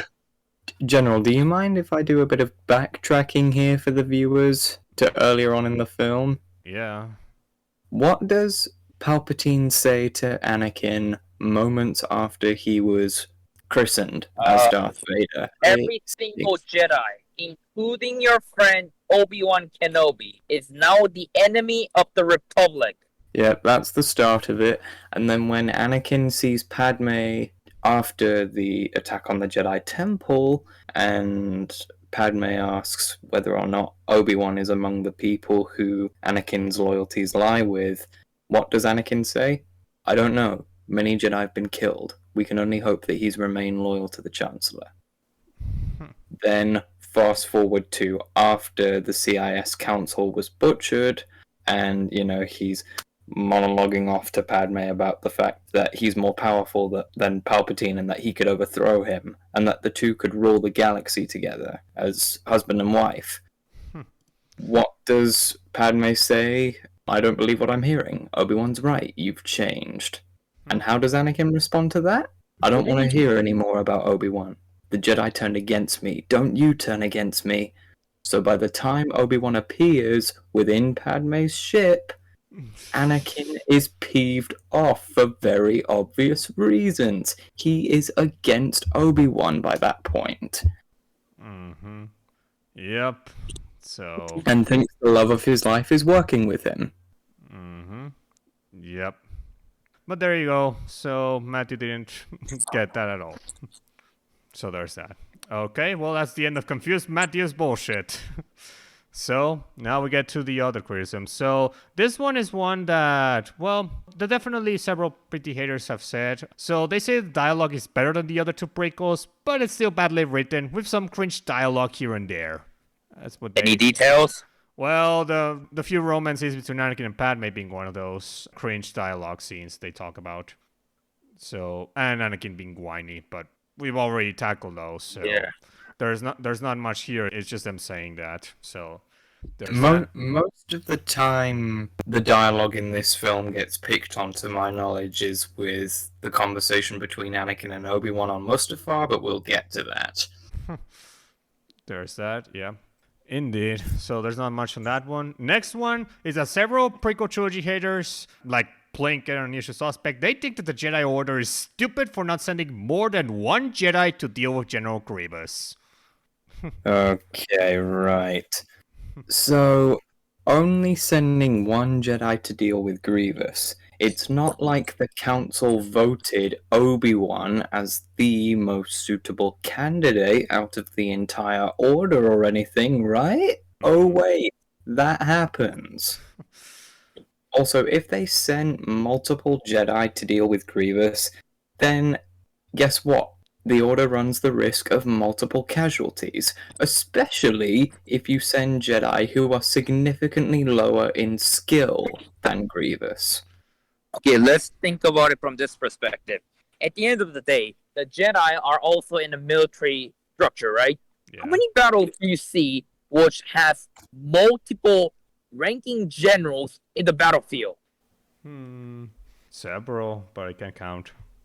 No. How many generals are in the same battle at the same time at the command? Actually, not that many that I can think of. Even if I'm bringing the micro series. Well, there was at one point they had like 4 Jedi in Chapter 22, but that's all I can think of. There's not that many battles that there's multiple Jedi. This is a military operation. Why the hell would there need a bunch of Jedi generals? I guess because Grievous is used to be a Jedi killing machine before he got weakened. That probably would be the argument, but not many PT haters bring up the EU. I know Unusual Suspect kind of did, but Plinkett didn't. So there's that. So, but even with that, well, Obi-Wan had an entire clone army at his disposal, so it's not like he was going alone. Yeah, and this is actually applied to the later parts of the movie. When Mace Windu took 3 Jedi to fight against Palpatine, did it actually work? No, all 3 of them died. So let's imagine this in the same scenario. If Obi-Wan did actually bring more Jedi, wouldn't Grievous basically kill them all? Yeah. And Obi-Wan being the only survivor? Why would they do something that will cause more casualties? No idea. But There are only like what 4 or 5 Jedi on the Council by the time of Episode 3 who would pose a threat to Grievous. the only Let's ones I can see. think of are Obi-Wan, Yoda, and Windu. Maybe Anakin. I mean, Anakin kind of, but I mean, if we count the micro series, we could possibly count Shock T if she has like environmental and tactical advantage. she was beaten by Grievous at the end anyway. Yes. Yeah, but she could at least contend with him. So Grievous needed to stay on Coruscant to get Anakin's report. Yoda was on Kashyyyk, and I doubt the likes of Ki-Adi-Mundi would actually be useful. I mean, this is the EU, but he's not gonna be useful because he got his ass kicked by Grievous already in the micro series. Same goes for Shakti. Jack T also. So yeah, not that much competent people in the council, right? Yeah. So Even the movie itself shows us that Jedi Masters are dispersed across multiple worlds, so you can't exactly call them off of the missions they're currently assigned to deal with Grievous, can you? Yeah. yeah, there's that. And to be honest with the EU, this is more the EU stuff kinda becoming, but even Mace Windu couldn't fight that win against Grievous, to be honest. Well, So think about it, people. Wouldn't Obi-Wan be the best candidate? well, there's that, yeah. So, indeed. Next argument is that some PT haters like Confused Matthew, Initial Suspect, and Plinkett, they say that Obi-Wan should have gone quietly and stealthily on his mission to Utapau and quietly kill Grievous. But instead, Obi-Wan foolishly says, "Hello there," and calls the entire attention of the droid army because Obi-Wan is retarded and didn't think of a smarter way to kill Grievous without alerting the droid army. Oh, that's not Okay. possible. Even if Obi-Wan had tried to kill Grievous stealthily, he would have still run the risk of attracting the attention of the droids, of which there were literally hundreds in that massive circle. Thousands, actually. Yeah. And suppose Obi-Wan did actually manage to kill Grievous. How is Obi-Wan supposedly gonna escape the planet without the droids all being destroyed? I mean, what if the droids actually gang up to Obi-Wan after, he killed Grievous? Obi-Wan will be shot to death. There's that. Henson, what do you got to say on this one? So what I gathered by watching the scene is that Grievous is very much, and we saw this at the start of the film when he had Obi-Wan, Anakin, and Chancellor on the bridge. He's an arrogant, egotistical son of a bitch who likes to show off. So in this situation, Obi-Wan is surrounded by droids. So what does he do to give time for his troops to get there? Well, play into Grievous's ego. Get him to fight. Mm-hmm. That's what he does. Mm-hmm. Yep. So there's that, to the point in which Grievous says, "Back away. I'll deal with the Jedi myself." So there you go. Mm-hmm. Anything else to mention on this one? No. Okay, next. Well, the next one is that Order 66 makes no sense at all. That it makes no sense because besides the fact there was plenty of evidence for the Jedi to have known earlier that Palpatine was Darth Sidious, that the Jedi shouldn't be so easily killed by regular military infantry considering that they usually are very tough to kill for random people with regular blasters. Okay, I got a very, very important question. Mm-hmm. What evidence is there to suggest that the Jedi know that Palpatine was Darth Sidious? Well, excluding TCW Season 6, which didn't come out at that time, I don't know.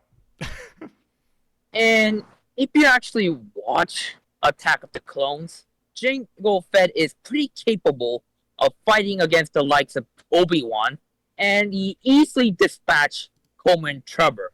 Now, you can make an argument that Coleman Trevor was a diplomat, or something, but the fact that is he still killed a Jedi, right? Mm-hmm. And just guess. Okay, this is written in Republic Commando, but the Order 66, but the logic still applies. It says like after Battle of Galadraan, Jango Fett realized that in order to get rid of all the Jedi in the galaxy, he needed beings that needed to be him. Him alone cannot get rid of all the Jedi. So what does he do? He agrees to give his genes to the Kaminoans to have more Jango Fetts that could take on the Jedi. It's actually smart. One is capable of killing so many Jedi, then more of them will be more effective.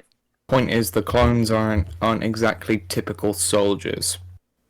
There's also the factor that the clones practically caught the Jedi off guard. They did, so much so that not even the Force was fast enough to tell the Jedi about the imminent danger. Like, they went down quickly and swiftly. In fact, even Sidious says at one point that the Jedi will basically, we will catch them off balance. So he knew that the Jedi would not have enough time to react to the clones turning on them. So there you go. So yeah, anything else to mention on this one? I can't think of anything. Okay. Then comes something stupid that belated media said. He claims that it was established in Episode 3 that after Order 66, the Jedi are public enemies of the Empire, therefore they shouldn't be attracting attention to themselves, otherwise they get stormtroopers shooting at them immediately. He's basically saying that Obi-Wan should not have used his lightsaber in the New Hope Cantina scene because of the Empire having Order 66 be a real thing and marks anyone with a lightsaber as the Empire's public enemy number 1, aka marks the Jedi. Yeah, but you gotta also listen and pay attention to the New Hope. by the time of A New Hope, you see Han Solo saying something like, the Force is an ancient Jedi, the lightsaber is an ancient Jedi. He basically considers the Jedi to be not real, and their powers are greatly exaggerated. Now, what can we know from people like Han Solo? Majority of the citizens of the galaxy do not really take a Jedi seriously. They either think they're myth or their powers are greatly exaggerated. And think, people, it is 19 years after Revenge of the Sith. Do you constantly think the Empire's main priorities are hunting down the Jedi or focusing on a huge-ass circle in the sky that could blast green lasers and destroy planets? What do you think is a higher priority? Yeah, exactly. And bear in mind, people, Order 66, that was something which was intended to be used during the Clone Wars itself, which it already was by the time of A New Hope. So It's not some sort of law enforced after the Clone Wars. it's a contingency order.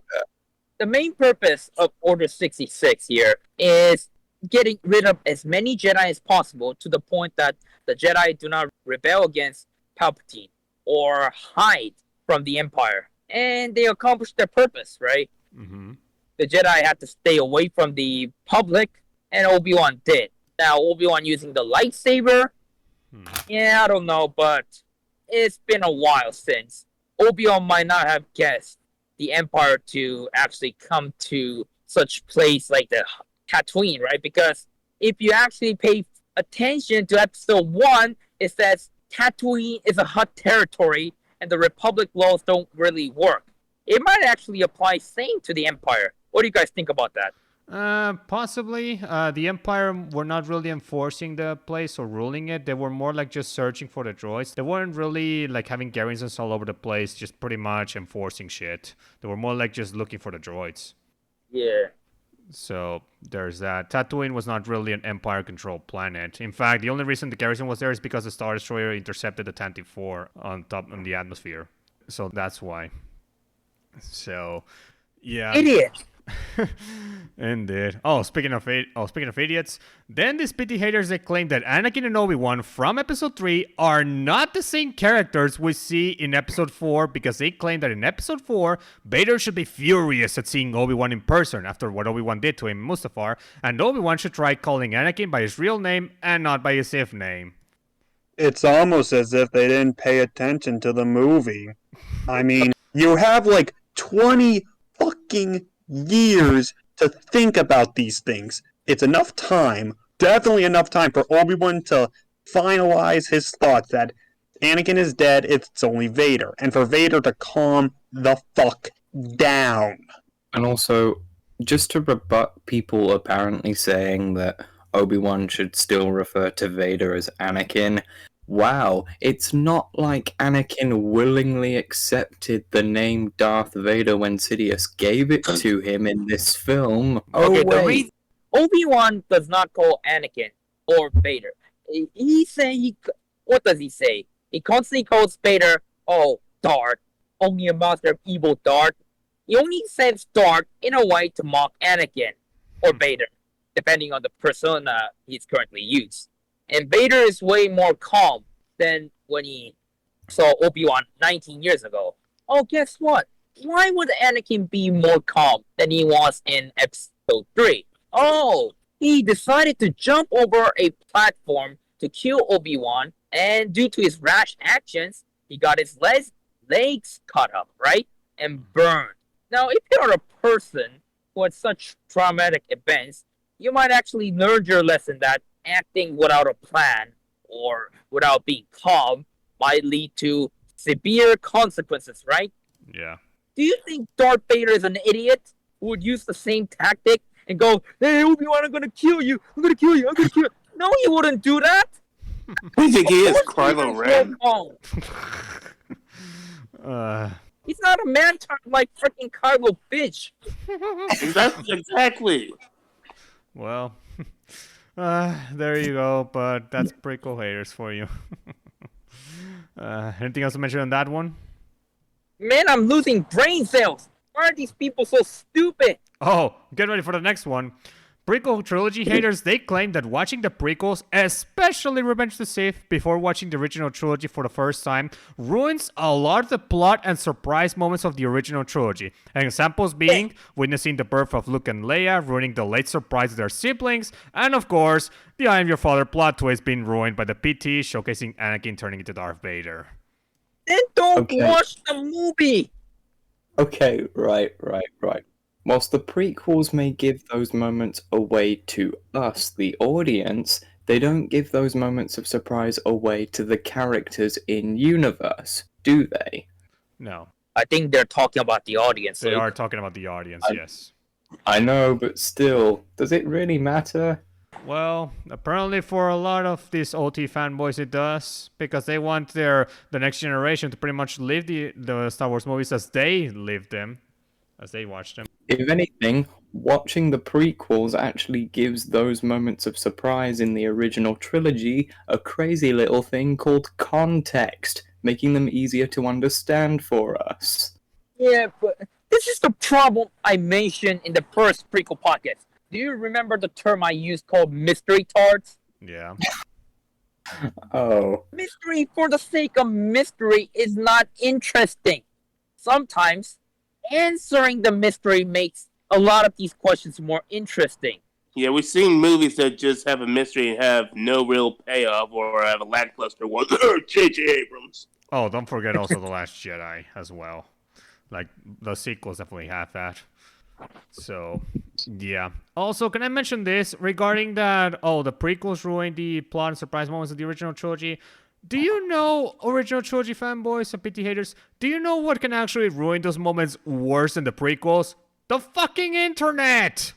You fucking idiots! Do you know how parodied and how overused the I Am Your Father plot twist is across media, across the internet and television and other forms of medium?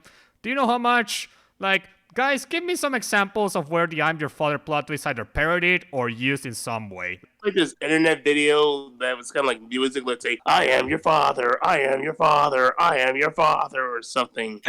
They incorporated the I Am Your Father twist in Toy Story 2 for some reason. Austin Powers did it. And I think that was a joke about I am your cousin's stepbrother's roommate or something parody that came in Spaceballs. There's that. Also, Fairy Odd Parents had a parody of it at one point in one of the episodes. Yeah, it's the same thing with idiots complaining about the special edition. They say, oh, Jabba the Hutt in the episode 4 special edition ruins the mystery from episode 6. Hey, morons! What about all those comic books? All those video games? All those parodies? Like, don't you think the average person already knows how Jabba the Hutt looks like, even without needing episode 4 special edition? Mm-hmm. Think! Yep, there's that too. And the same goes for Luke and Leia being brother and sister. There's also all sorts of media that, well, more so the Star Wars marketing as well as their toy lines and stuff, pretty much basically showcasing that. But the I Am Your Father plot twist, like, that shit is so overexposed, so overused across the internet that even if you have not seen a single Star Wars movie, you would know about the plot twist. You would know about it. And if somebody tells you that it comes from Star Wars, it gets ruined. In fact, I had a friend that actually saw Toy Story 2 first before Star Wars, and he didn't know from where it came from until his friend alongside him when watching Toy Story pretty much said, oh yeah, Star Wars. So, there you go. So, don't even try to say that you wouldn't know Darth Vader is the father of Luke Skywalker until you watch Empire Strikes Back. Because it has been parodied multiple times, it has been on the internet multiple times, movies, television, oh my. Even video games. Yeah. It's so overused that saying that the prequels ruin that moment at this point, it's like the prequels ruining it is complete child's play compared to the entirety of the internet. The internet has already been fully operational since the 1990s.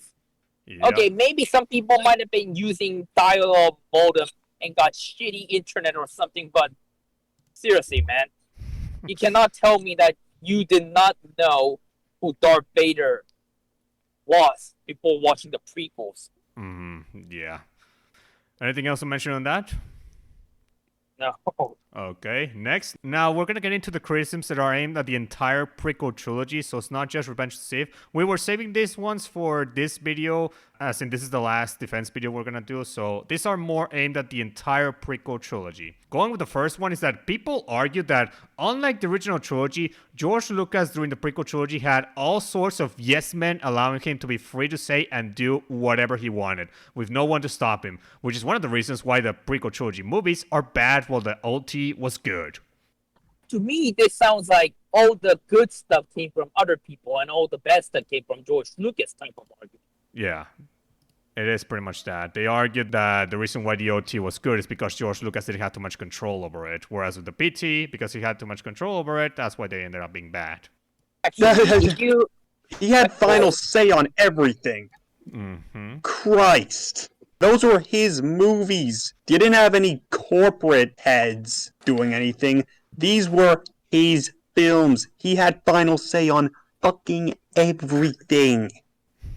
Not to mention there were documentaries showing that George Lucas was open to people offering suggestions or saying maybe to do something else. Like for the biggest example was he didn't want to let Yoda do a saber throw, and he ultimately did it in Revenge of the Sith. That shows that he's willing to compromise. and even Jar Jar Binks. He liked Jar Jar, but he decided to reduce his presence in the other two movies because the quote-unquote fans hated him. Here's a fun little thing. So, originally, for episode 1 for Duel of the Fates, John Williams didn't want the choir piece in the song, and Lucas said, keep it in. So, you can thank Lucas for Duel of the Fates ending up the way it did, because Williams wanted to remove that piece.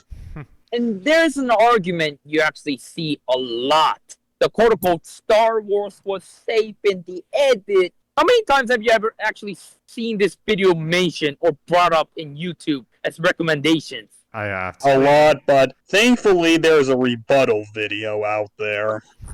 There is an article I actually seen a long time ago which says like people think that the reason why Return of the Jedi and Empire Strikes Back was so good is because George Lucas barely had any involvement and the movies weren't filmed in the first script. Now, if you actually listen to the interviews back then, you actually see the first edit of The Empire Strikes Back was so bad. Lucas was saying to was Urban Kirshner, right? Mm-hmm.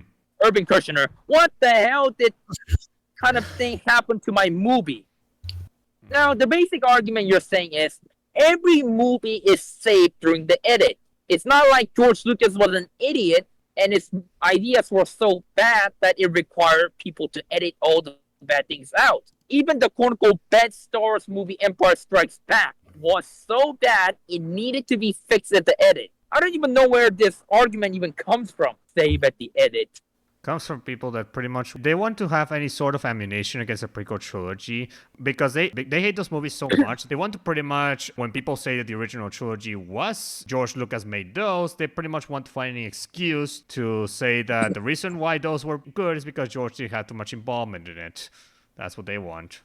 Which, I mean, that's just stupid because he at the end of the day was greenlighting everything, including the edit for episode 4 made by George Lucas's wife. He also had to greenlight that one. So, okay, Marcia Lucas is not credited that much in the modern day Star Wars, but to say that she herself saved the original 1977 movie, it's just being ludicrous. it is. People think George Lucas was an idiot, and the only reason why Star Wars turned out good in 1977 was due to Marcia Lucas. That's just, I mean, it's stupid. Even if she did do that, guess what? George Lucas had to watch the edit and approve of it at the end. So even at the end of the day, he still had control over it. Fucking idiots. So there's that. And speaking of George Lucas and basically control of the PT, well, people claim that George Lucas should not have been the only one leading the creation of the prequel trilogy. There should have been a second screenwriter or maybe some actors giving advice to George, or etc. That's what they're saying. Basically, it's an extension to the previous one. That there should have been other people either writing the story alongside George or giving advice to George. Well, that's not a good idea because there have been multiple times where actors will give suggestions to the filmmakers or like the TV show runners, and their ideas are really, really dumb. There's that too, though I don't think people like Mark Hamill would have dumb ideas, considering that he did No, I'm not saying that, but I'm just saying that in general, you can't. That's not a suggestion you should make. There's a reason why they're actors and they're writers, right? Or storytellers. There's that too. And as for the second screenwriter argument regarding George Lucas, didn't in the original trilogy George kind of had a second screenwriter? I think Lawrence Kasdan was one in episode 4 and 5, I think. Episode 5 was the one that Lawrence was involved with. It was 5 and 6. He didn't help with 4. Okay, there's that. The story is still written by George Lucas. And came from his mind. Yes, now the screenplay for Empire Strikes Back was written by Leigh Brackett and Lawrence Kasdan. You could say the dialogue could be better, right? But to say that the story discredited Lucas from the story writing perspective is just being stupid. George Lucas wrote all the story for the original trilogy. And these people are trying to say the legitimize George Lucas's Empire is just disingenuous. It is just people really they seem to have a hate born for George Lucas. So there's that. Anything else to mention on this one? No. Okay, well, next that people claim that the prequel trilogy does not connect whatsoever with the original trilogy, and that the movies cause several plot holes. Like, why doesn't the galaxy remember the Jedi despite episode 3 only being 19 years before episode 4? Why is Luke hiding the most obvious place for Vader to find him, while also being called a Skywalker instead of Lars? And worst of all, why didn't Vader and Obi-Wan recognize R2 and 3PO in the original trilogy? Okay, let me deal with the R2 argument. Obi-Wan not realizing. Obi-Wan didn't say, I don't remember R2-D2 or 3PO. He says, I do not remember owning a droid. And that's correct. Obi-Wan did not own C-3PO and R2-D2. It was Padme and Anakin. So from a certain point of view, that is correct.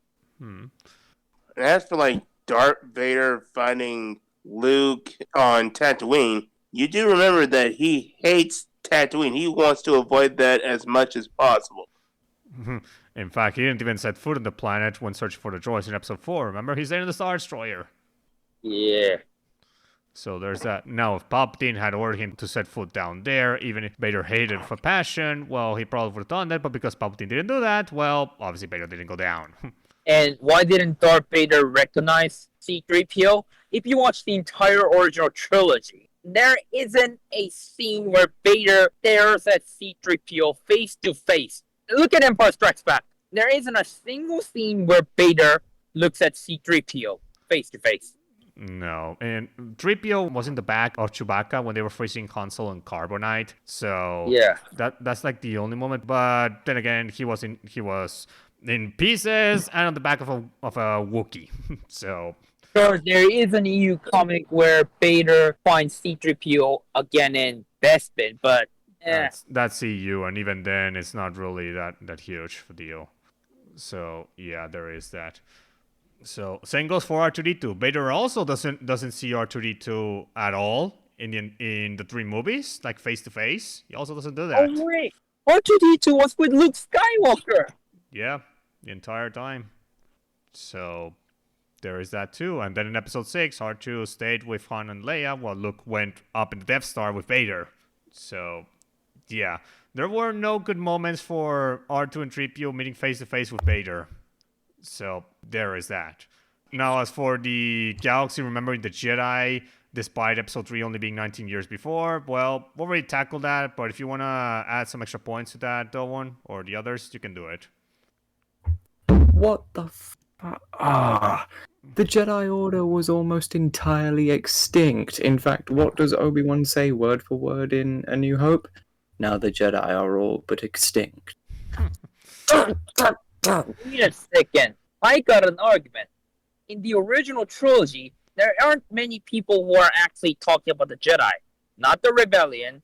There's only one person, Han Solo, who doesn't think the Jedi are real. And now if you think about it, Han Solo is a smuggler from the Outer Rim. Mm, exactly. The only references to the Jedi outside of whatever Obi-Wan and Vader say come from the viewpoint of people who have no understanding of the Jedi and Sith orders. Another example of that being Admiral Motti, when he says to Vader, what was it? Something along the lines of your sad devotion to that ancient religion. Hasn't conjured up the plans. Something like that. Thank you. So yeah. And don't forget also the beginning where he basically said, "Don't frighten us with your sorcerous ways, Lord Vader." Yeah, so if you're not a Force user in the time of the original trilogy era, then the Jedi and Sith orders are basically just dismissed as religions. Mm-hmm. Yeah, and there's also Tarkin saying the Jedi are extinct. You are the loss of their remaining religion, or they. You, my friend, are all that's left of their religion. Mm-hmm. Yeah.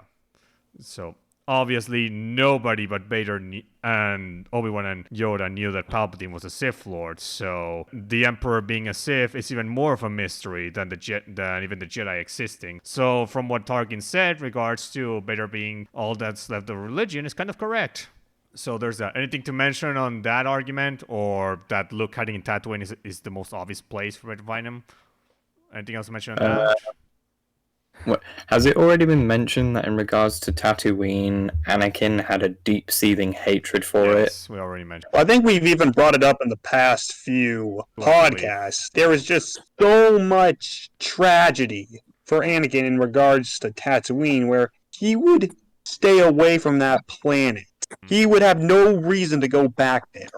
Mm-hmm. Yep. So there is that. Oh, General, it was Luke maintaining the Skywalker mantle that hasn't been discussed yet, correct? Yeah. Yeah, but if you actually watch the movie, it is possible that there are people who are not related having the same family name. For example, there's Captain Antilles, and there's also Wedge Antilles. Tealish. Does anyone ask whether they're related or not? No idea. It is possible to live in a universe where people have same last names. Wow. I mean, look at China. How many people have Wang, or something like that? Go to a place like America. How many people have names like Johnson, Jameson, or Smith? Yeah. A lot. How many people in Japan have Yamada? How many Koreans have Lee, Kim, or Park? Like, seriously, use your freaking head. There's that. Also, may I remind you guys that in episode 5, when Vader and Sidious were talking in the hologram, well, by that point, Palpatine revealed that Anakin had offspring. Vader didn't know that, oh, wait, my offspring were actually alive this entire time? Oh, shit. Like, he didn't know until that point.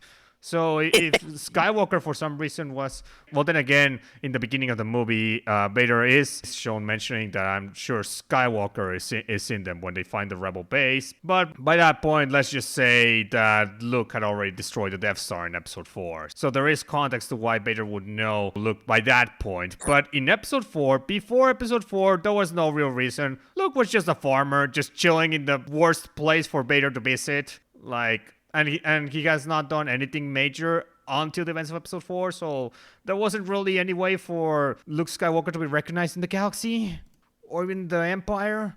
So These people aren't smart. Yeah, so... Oh, and speaking of not being smart, then these people argue that the prequel trilogy was not needed whatsoever, that there wasn't even a good creative reason to make the prequel trilogy. Hey, there isn't a good reason for your stupid reviews, but we're living in a world where we can't have things we want, so it works both ways. Hey, prequel haters, you do realize that for many, many years, we didn't know exactly the journey Anakin went on, which caused him to become the Man in Black that he is in the original trilogy, right? All episodes 4 through 6 give us are very vague philosophical cliff notes of Anakin's fall to the dark side. Mm-hmm. There's that. May I also say this? Episodes 5 and 6 also, you could argue, were not needed whatsoever. A New Hope could have stood on its own. It could have been a solo movie. It didn't have to be a trilogy. But you know what? They were made. Actually, none of these expanded universe, nor video games, nor anything is needed. I mean, right? You could argue the entirety of the Star Wars franchise is not needed, and only Episode 4 by itself would have still been a good movie. And Yeah. meaning you would have just had one film called Star Wars for all eternity if there were no sequels. Or prequels. So, the real question here should not be if the prequel trilogy is needed, or if there was a creative reason. The real question should be if the prequel trilogy earned the right to be made. Did the prequels earn the right to exist? I want to hear your answers individually. Henson, you first. Given the story it was telling, for one, what we saw within the world it portrayed, the technology that was pioneered because of it, the sheer amount of storytelling potential it opened up, no fucking shit, they justified their own existence tenfold. Okay. Doan, you next. I think it needed to exist. Even if there were no episode 5 and 6, I would say 1, 2, and 3 needed. I mean, the movie says like there was this Asian order called the Jedi. What is this Jedi? There was this thing called the Clone Wars. That sounds interesting. And how does this old man called Ben know who Luke's father is? And, there's a lot of questions you'd be asking. What is this old republic? How did this empire came from? And who is this mysterious dude in a black cybernetic suit? Right? I mean, there's a lot of things you might be asking. And episode 4, although it was a self-contained movie, doesn't bother to ask any of these questions, right? Therefore, I think prequel trilogy needed to exist. Maybe it could have in any sort of film, even if it was a book or a cartoon or anything. It needed to answer these questions because episode 4 was not bothering to answer it. Okay, there's that. Luke, your turn. I would say that the same as Doan, I'd say the prequels were needed and I say that they were needed from a story standpoint, because again, from the original trilogy, we know the state that the galaxy ended up in, and we know that Anakin fell to the dark side, but we didn't know the how of either of those two things. So for the prequels to come along and give us a concrete answer, I say, whoop-de-doo. There's that. Okay, King, your turn. Yeah, they absolutely deserve to exist. Okay, and there's that. So, I guess there you go. Pity haters. The prequel trilogy, they do justify their existence. So, there is that.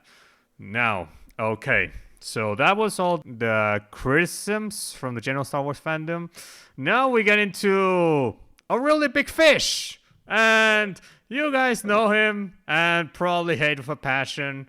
Oh, you know him, guys. It's none other than frickin' Plinkett!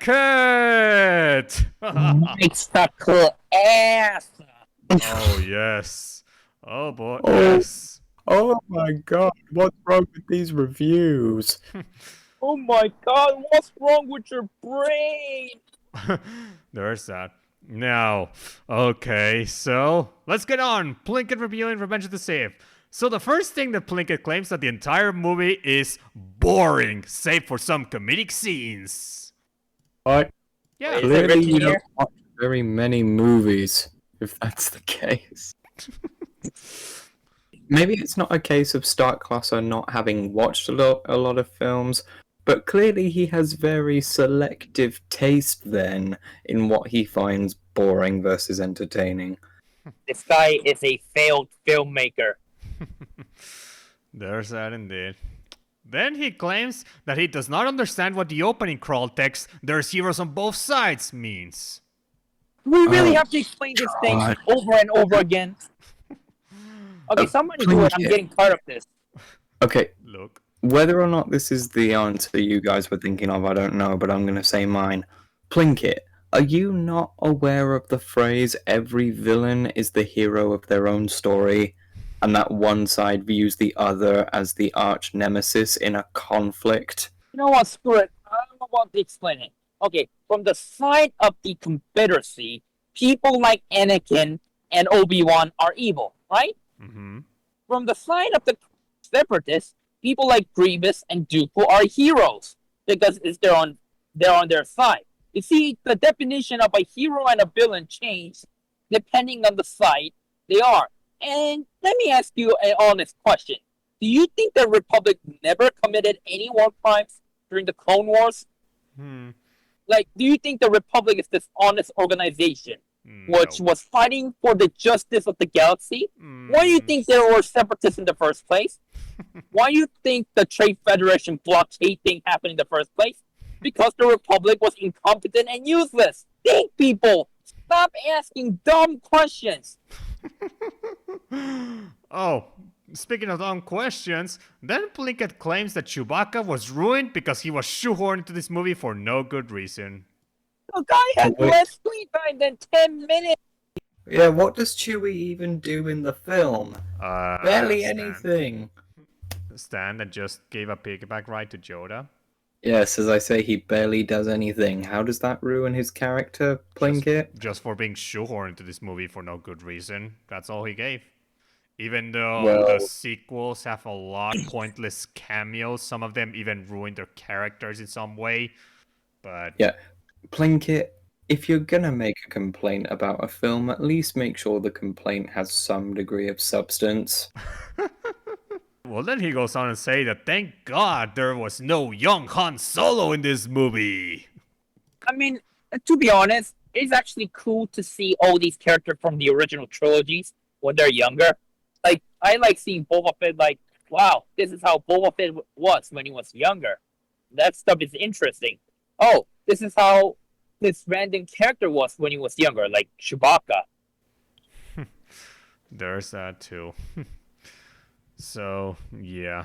And then Plinkett, he still continues to bitch about Jar Jar. For Jar Jar being in this movie, and also him not working as a janitor, as Plinkett thought he would. Why? It's a represent.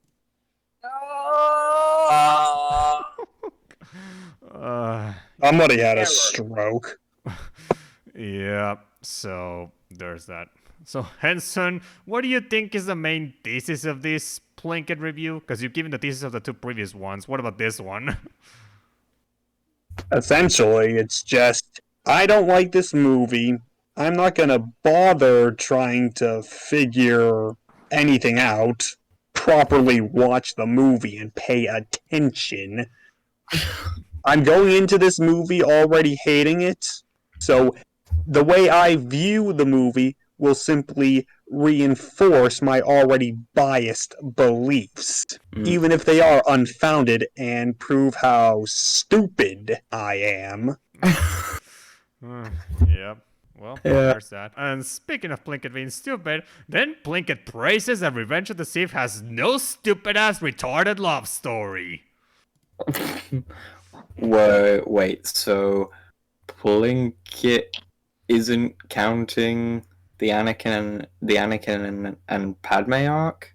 I guess he isn't. Because that carries on from the previous movie, technically, so Plinkett, what are you on about? It's on drugs. He's been sold death sticks. That's what's happened. Maybe all those pizza rolls he has been eating does something to his brains, I guess. Possibly. So, there's that. Then Plinkett criticizes Revenge of the Sith for being too dark and asks if this was even necessary for Star Wars. Yeah. I'm having a stroke. No one's. It's the classic think, oh, this is a kid's movie It was argument. rated PG-13 for a reason. I mean, I was 4 years old when I first watched this movie, and I had no issues. Don't the original trilogy fanboys say that one of the reasons that Empire Strikes Back is so great is because it's dark? That's complete hypocrisy. Well, yeah. Well, he claims it's too dark. But then he also asked if it was even necessary for Star Wars. So, yeah, I guess he is being a hypocrite. So, there's that. Then the next one, Plinkett claims that Palpatine is the only character with any passion in this movie, while everyone else is just a cardboard cutout. So Anakin doesn't count? I guess it Or doesn't. Hey, Luke, do you really think this guy paid attention when watching the movie? I guess not. Yeah, so I don't think this is even worth debunking because this guy's just a plain and simple idiot. Yeah. Well, the next one we definitely have to debunk because then he claims that the opening battle of Coruscant makes no sense, that he cannot understand who is attacking who or what ships belong to what side. Are you kidding me? Okay, let me tell you in a short and simple way. The ships that look like freaking robots are from the Separatists. The ship that looks like a ship are from the Republic. Is this a simple enough explanation? I'll make it even easier. The ships that have a gray palette are the ones from the Trade Federation, while the ones that have white with some other colors in them are from the Republic. And also their designs as well. Because with the Separatists, most of them look like droids, as you pretty much said, Owen. While the ones of the Republic look more like actual spacecraft piloted by pilots. So This they're- guy fails at a conceptual level. Yeah, now I'm seeing Doan's point. It's clear that Plinkett didn't pay much attention purely to the imagery of the ships across any of the prequels, because if he did, he wouldn't have this problem with distinguishing what capital ships belong to the Republic versus what capital ships belong to the Separatists. I mean, he easily could have at least identified the Trade Federation ships for the Separatist side, because guess what? You saw them in the We Phantom get Menace, one Plinkett. in They're here in this movie. And the droid starfighters were also in Episode 1. So there's that too. Ugh. Oh yeah, and the supposed lack of clarity in the opening space battle, Confused Matthew also made a complaint of that in his review. And then he continues with the Battle of Coruscant by saying that it's weird, disjointed, and pointless. How? Does he have a proper reason for that? He just said it's weird, disjointed, and pointless. How many more of these random arguments are there? Such as, what is wrong with your face type of arguments. Oh my god. Also, okay, there's no way around it. I had to bring this up. Okay, Plinkett, the Battle of Coruscant, weird, disjointed, and pointless. Come the fuck on. Do you want an actual example of that? Just look at the opening battle sequence of The Last Jedi, where Poe is taking down the entire Dreadnought by himself, and then He hates Lost Jedi. Yes, but apparently... but there's people like Matthew that claim that have also spewed this fucking bullshit. It's so stupid. Like, Christ, I'm losing brain cells. And speaking of losing brain cells, then Plinkett argues that the tone of this movie is inconsistent, going from serious to humorous to then suddenly being dark and violent to humorous again. Okay, 3 words. The Last Jedi. Or even The Force Awakens to some extent.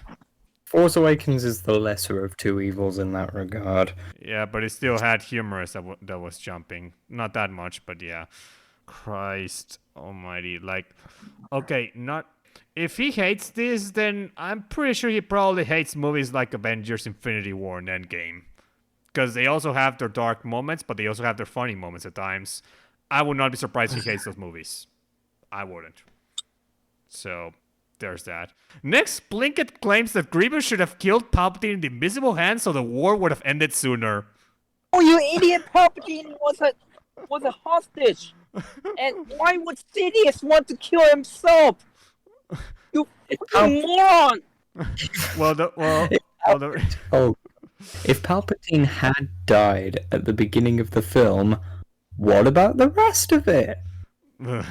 There's that. Oh, here's the thing, though. Why kill him? There is no reason for the Separatists to want Palpatine dead, because if they kill him, they lose their advantage. Which is?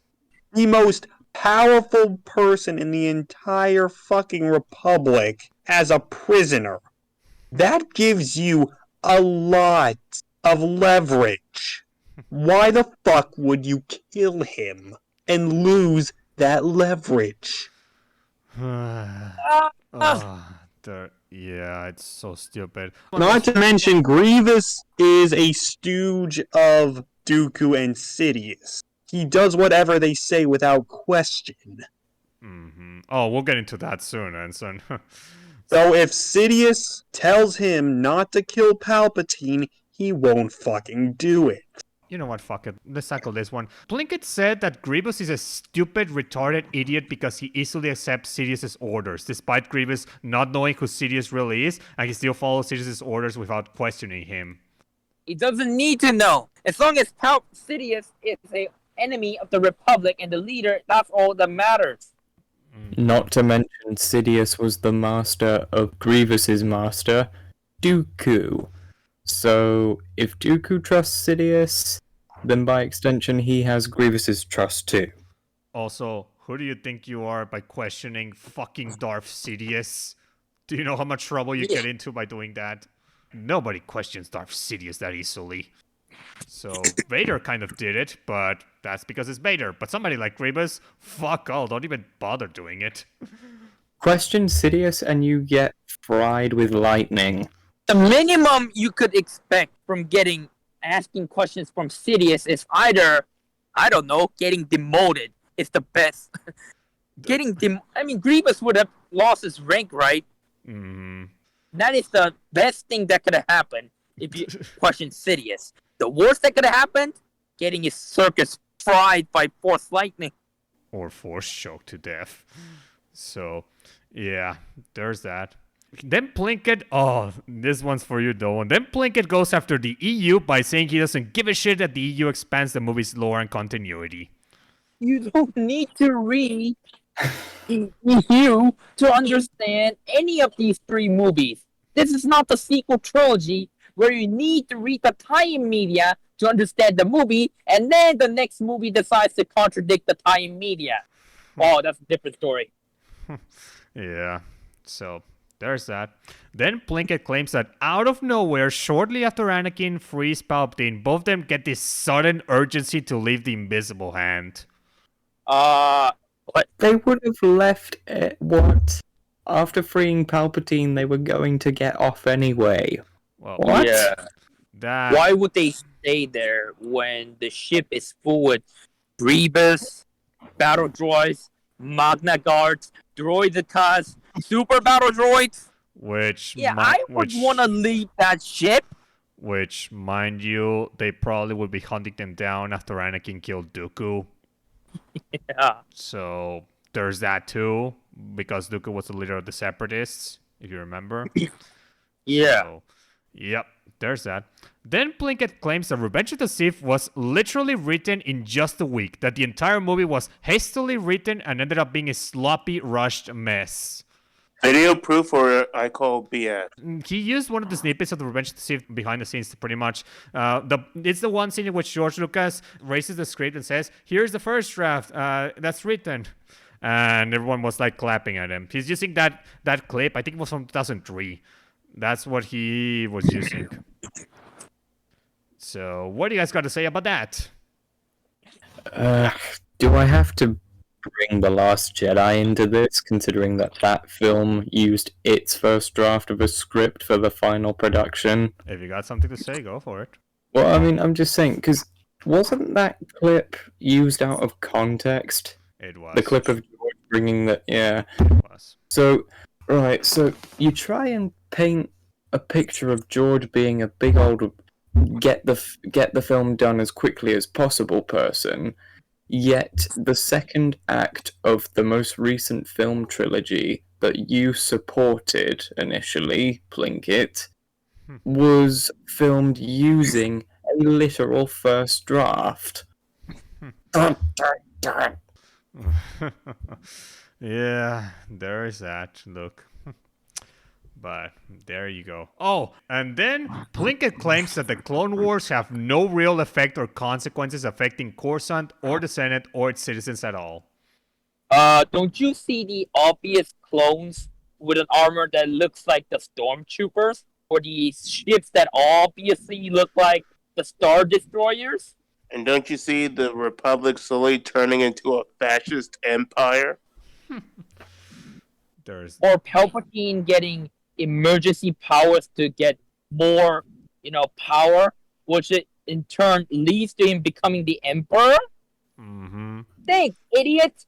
Stop saying dumb things! Hey, Plinkett, think. Oh, speaking of him saying dumb things, then Plinkett literally wanted Coruscant in Episode 3 to be nothing but an apocalyptic version of itself, with lots of people living a poor lifestyle while Palpatine rules like a fucking dictator. That's what he wanted to see.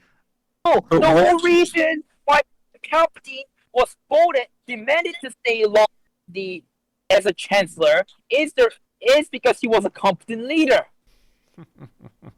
Okay, wait, so General, you said that Plinkett wanted Coruscant to be an apocalyptic version of itself, Yeah. correct? Mm-hmm. What satisfaction would Palpatine get ruling over a wasteland? Fuck all. Exactly.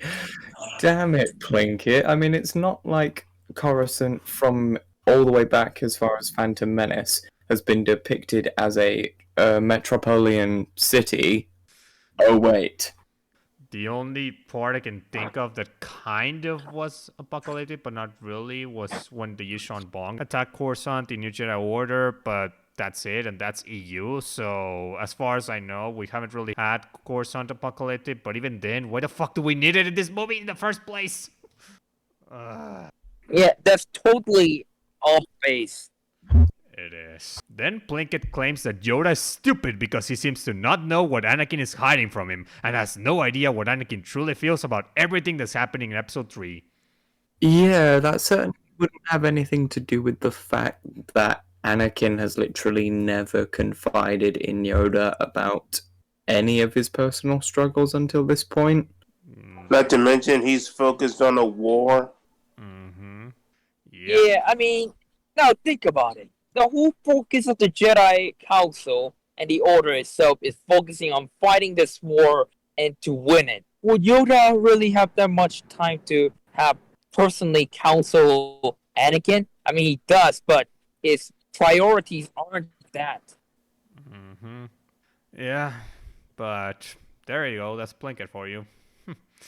And speaking of being stupid, apparently Plinkett claims that the entire Senate is stupid because they easily believe Palpatine's story about the Jedi Order trying to take over the Republic, despite Palpatine looking like a monster, and despite the Jedi Order being the guardians of peace and justice of the old Republic for 1,000 generations. I mean, the Jedi did try to take over the Republic, didn't they? Yes. I mean, what Mace Windu did was treason. So did Palpatine lie? Well, the only thing he lied was basically that the Jedi always wanted to take over the Republic, but not really. The only reason they tried taking it over is because the Sith was going to rule it. Yeah, but what Palpatine did say was true, right? They did try to take over the Republic. Yeah, they did try, yes. So what is he complaining about? That the Senate is stupid to believe everything Palpatine says, even though the Jedi Order has been there for 1,000 generations, and the Palpatine looks like a monster now. There's that. Yeah. Henson, King, you guys got something to say on that one? Well, let's see. Palpatine is a well-respected and well-loved public figure, while the Jedi mostly keep to themselves. Honestly, it makes sense that people would more so side with very, very, very, very public figure rather than the monks. Yep, indeed. Next, Plinkett says that the Jedi Order should have literally done any other solutions to avoid Order 66 from happening, like either measuring Palpatine's midichlorian count or confront Palpatine in front of a lot of senators. Why would they measure his midichlorian count? They didn't know he was force sensitive. Not to mention, he would not allow that. Yeah. This we talk about Ron Kim and that Republic issue in the EU section, or what? Plinkett is basically arguing that the Jedi should have basically had either witnesses when they confront Palpatine in Episode 3, or that they should have measured Palpatine's midichlorian count to figure out he's a Sith. Why would Palpatine allow that? And let's see. If a Jedi goes and measure the midichlorian counts of the senators and all the people there, wouldn't the public be suspicious about the activities of the Jedi? Yes. and consider the Jedi are planning something, Mm-hmm. the Jedi aren't too stupid enough to do such things. Also, what was the other one? Try and get Palpatine in a situation where plenty of other senators are around to see it. Yes. If they did that, then they'd be setting themselves up in a situation where it would look like they were doing exactly what Anakin said to Padme, Mace was doing to Palpatine in the actual film. You know, it would look like the Jedi were trying to assassinate the Chancellor. Yeah, to be honest, in the prequel trilogy, other than the Revenge of the Sith, the Jedi do not really consider Palpatine to be the main antagonistic force. Sure, they're afraid of Palpatine reducing their presence in the Republic, but they have no reason to suspect Palpatine is a Sith Lord or Force sensitive. Yep. Oh, and can I also mention, do you really think Palpatine is gonna reveal himself as a Sith Lord in front of the senators? He wouldn't do that! He'd rather die at the hands of the Jedi just so that his cause would still be alive and the Jedi would pretty much die. Like, he'd do anything to pretty much be exposed as a freaking traitor to the Republic. Like, oh god. Like, can you imagine a scenario where Palpatine actually revealed his Sith self in front of senators? No. No, he'd What, never like- do that. What, like, just take that shot of Palpatine holding his hands up triumphantly during the special session of Congress, and then forced lightning comes out of his fingers. Is that what?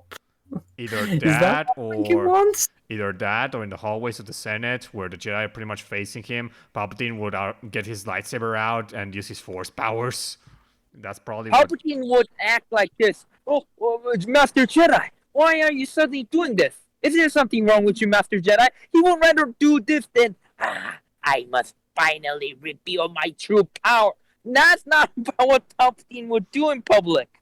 Also, if they were in front of the senators, I think the clone army would arrive to shoot at the Jedi. Yeah. Like, Plinkett, think the reason why Palpatine went full Sith Lord against the 4 Jedi Masters because nobody else was in there, and Palpatine could easily just kill them and frame it as the Jedi were trying to kill him. And why do you think he has agents and emissaries to carry out his duties?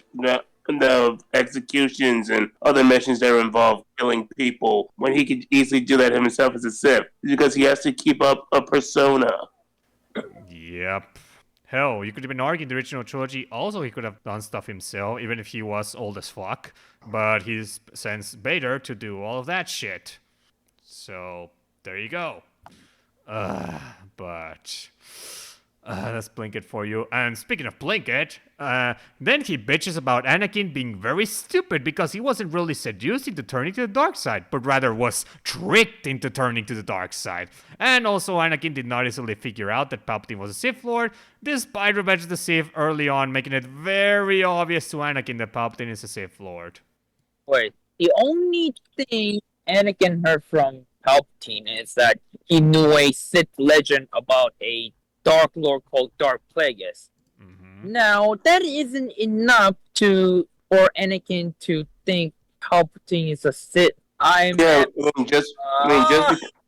Just because you have knowledge of something doesn't mean you're part of the Sith. By that logic, if Plinkett knew a lot about Nazis, he would be a Nazi. Oh, yeah, that makes sense. No. Yeah, that is a good.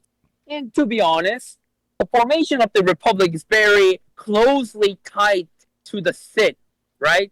Yes. I mean, the Rusan Reformation Republic. But so to say a chancellor does not know about anything about a Sith is less believable. Of course, every single chancellor would at least know the basic history of the government they're ruling. Why wouldn't Palpatine know anything about the Sith? Even if he wasn't a Sith Lord. Even Balloorum would know a little about the Sith. There's that, yeah. Okay, let's assume the Palpatine did kind of seem that he was kind of Sith Lord-ish or Darksider-ish by saying that tale. Well, here's the thing. Anakin will not give out that very easily to the Jedi Order. Why? Because, well, what did Palpatine tell Anakin in the opera scene? What was it that Anakin heard? he had the ability to stop people from dying. Plagueis. Yeah. What is Anakin dealing with currently? Premonitions of his wife dying in childbirth. Exactly. And considering that the Jedi did not give any good solution other than literally let her go, which Anakin obviously cannot do that, well, of course he's gonna want to keep the info Palpatine told him to himself. Oh, there's another reason why Anakin wouldn't just simply tell Palpatine. Well, Palpatine is his friend, and if he tells that to the Jedi Order, I mean, he eventually does, but he didn't expect them to kill Palpatine right away. But they might possibly kill Palpatine for the reason of being a Sith, right? Yeah. The Jedi will not allow any Sith to just survive. Vice versa. There's that, yeah. So yeah. Anything else to mention on that one? No. Okay. Next one. Plinkett asks, why is Sidious ordering Anakin to kill the Jedi Order and then kill the Separatists? Because the Jedi are their natural enemy. Because here's the reason why Palpatine will want to kill the Separatists. Palpatine never had any intention to have the Separatists coexist with his new order. So yeah, they were also far too powerful to be kept around. There's that, yeah. So yeah. Anything else to mention on that one? This is not just a lack of understanding of the movie. It's a Plinkett lack of understanding of how society functions. Oh, speaking of that, Plinkett then says that anyone that likes Revenge of the Sith is either a baby or a delusional idiot. What? Yes, he actually said that people that like Revenge of the Sith are literally stupid. Well, then again, he did say in his Phantom Menace review that you'll only like the characters of Phantom Menace if you're stupid. So the fact that he literally tries to put down prequel fans in this way, I guess I shouldn't be surprised. Right. Yeah. King Henson, thoughts on Plinkett looking down? Well, thank you for being so condescending, you jerk. Yeah. Well, And bear it's in character for him. And bear in mind, SOSW viewers, this is the guy that prequel haters point to as the gospel preacher. The of ultimate reviewer of the prequels. Yeah, exactly. Yet he has absolutely no qualms about literally putting people down in his reviews for liking these films. That's Plinkett for you. Then and of course, then Plinkett bitches about Revenge of the Sith having nothing but blue screens and green screens with no practical effects. Because why not? Oh god. Skip. Yeah. We've already put that wrong. God, it's Look at the behind the scenes footage, you moron. Yep. Indeed. Oh, and speaking of behind the scenes stuff, then Plinkett bitches about the Mustafar lightsaber duel for it literally not being filmed in an actual practical volcano, or it not being filmed on the side of an actual volcano. Yeah. What the hell is wrong with Okay. you? Right. If you tried to shoot near an actual volcano, there's a active one, no less. No actor alive would be stupid enough or insane enough to try that. Even stuntmen won't do that shit. Yeah. Do the people who say that the Mustafar scenes should have been shot on a volcano have any understanding of a fundamental human law known as health and safety? I mean, I know this is George Lucas we're talking about, but if Hayden Christensen, Ewan McGregor, Natalie Portman, or anyone else who was enacted for those scenes ended up being harmed, how much money would George Lucas lose, even with someone of his wealth? No, even think about it, it doesn't make sense. Would George Lucas himself want to be near a volcano shooting a film like that? It's even dangerous for himself. Now thinking about it. Not only that, but just imagine the shitstorm George Lucas would get if one of the actors gets injured because of filming in a volcano.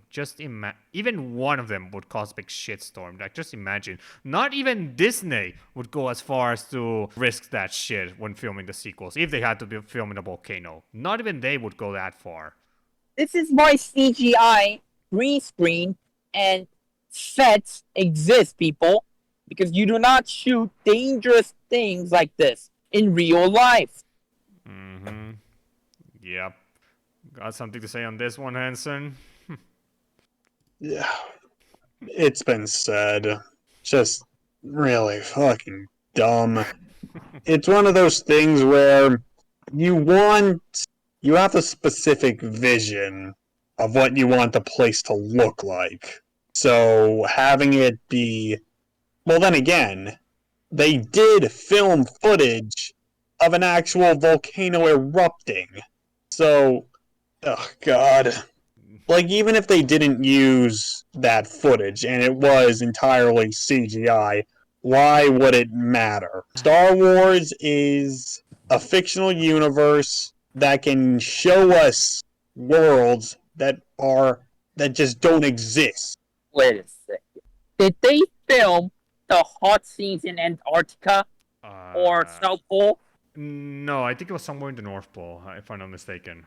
Then North Pole? Really North Pole? Somewhere that had a lot of snow and was cold as hell. So I know it was filmed in a real, but then again, that's the original trilogy. And filming in a snowy place is nothing compared to filming in an actual volcano. Yeah. Filming in a snowy place is not the same as filming in a place with lava, fireballs. Yeah, so indeed. So yeah, that's Plinkett when it comes to the practical effects. Then he claims that the Jedi characters in Revenge of the Sith have no real urgency when they need to deal with huge problems ASAP.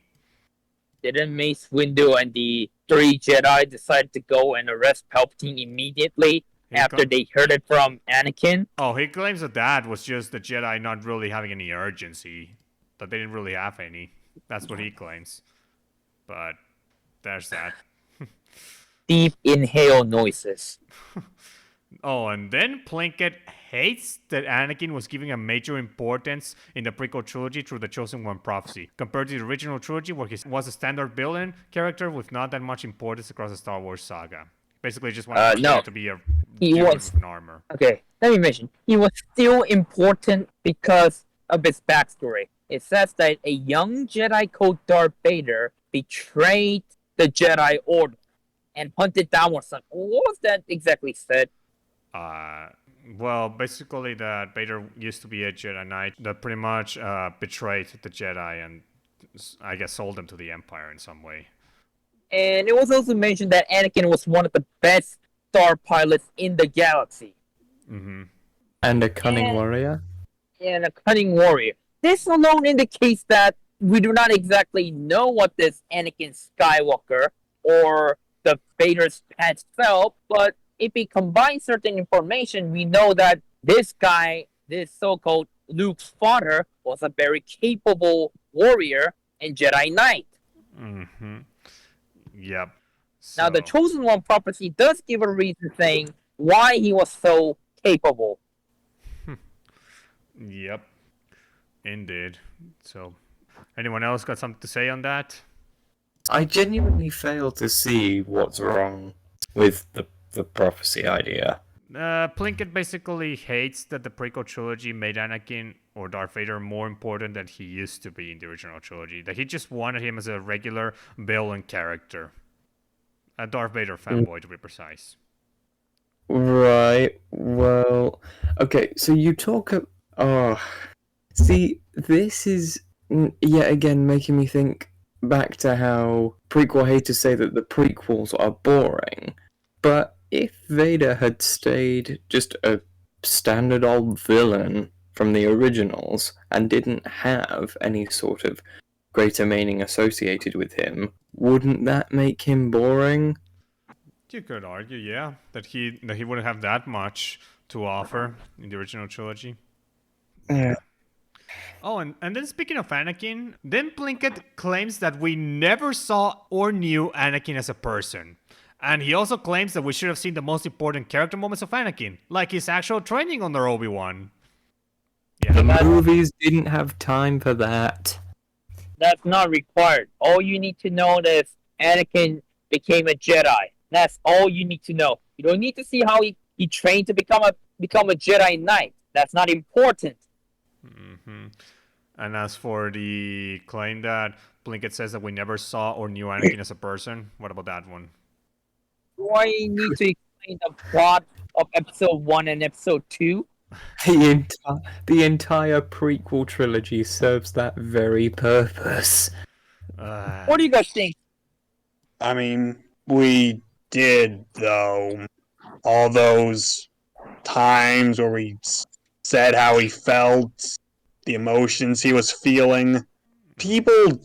You see, when people are awkward or act quote unquote weird, they have a stigma toward them where if they do act weird or awkward, suddenly they aren't acting normal, they aren't acting human, they are acting different. So Plinkett can go fuck himself right there. Not everyone acts the same way. Not everyone acts quote unquote normal. Whatever the fuck that's supposed to mean. Yeah, there's that.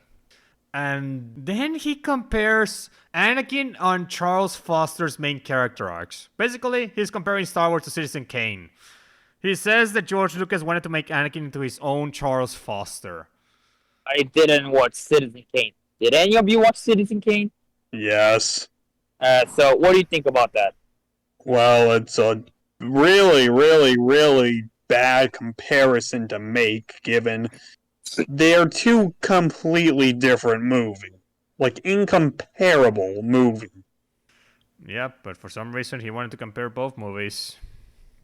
So, there's that. And then there was this one point that Plinkett claims that he adopted a little kid from a grocery store street. Yeah, that actually wasn't the review. No joke. What relevance does that have to the review itself? Oh wait, none.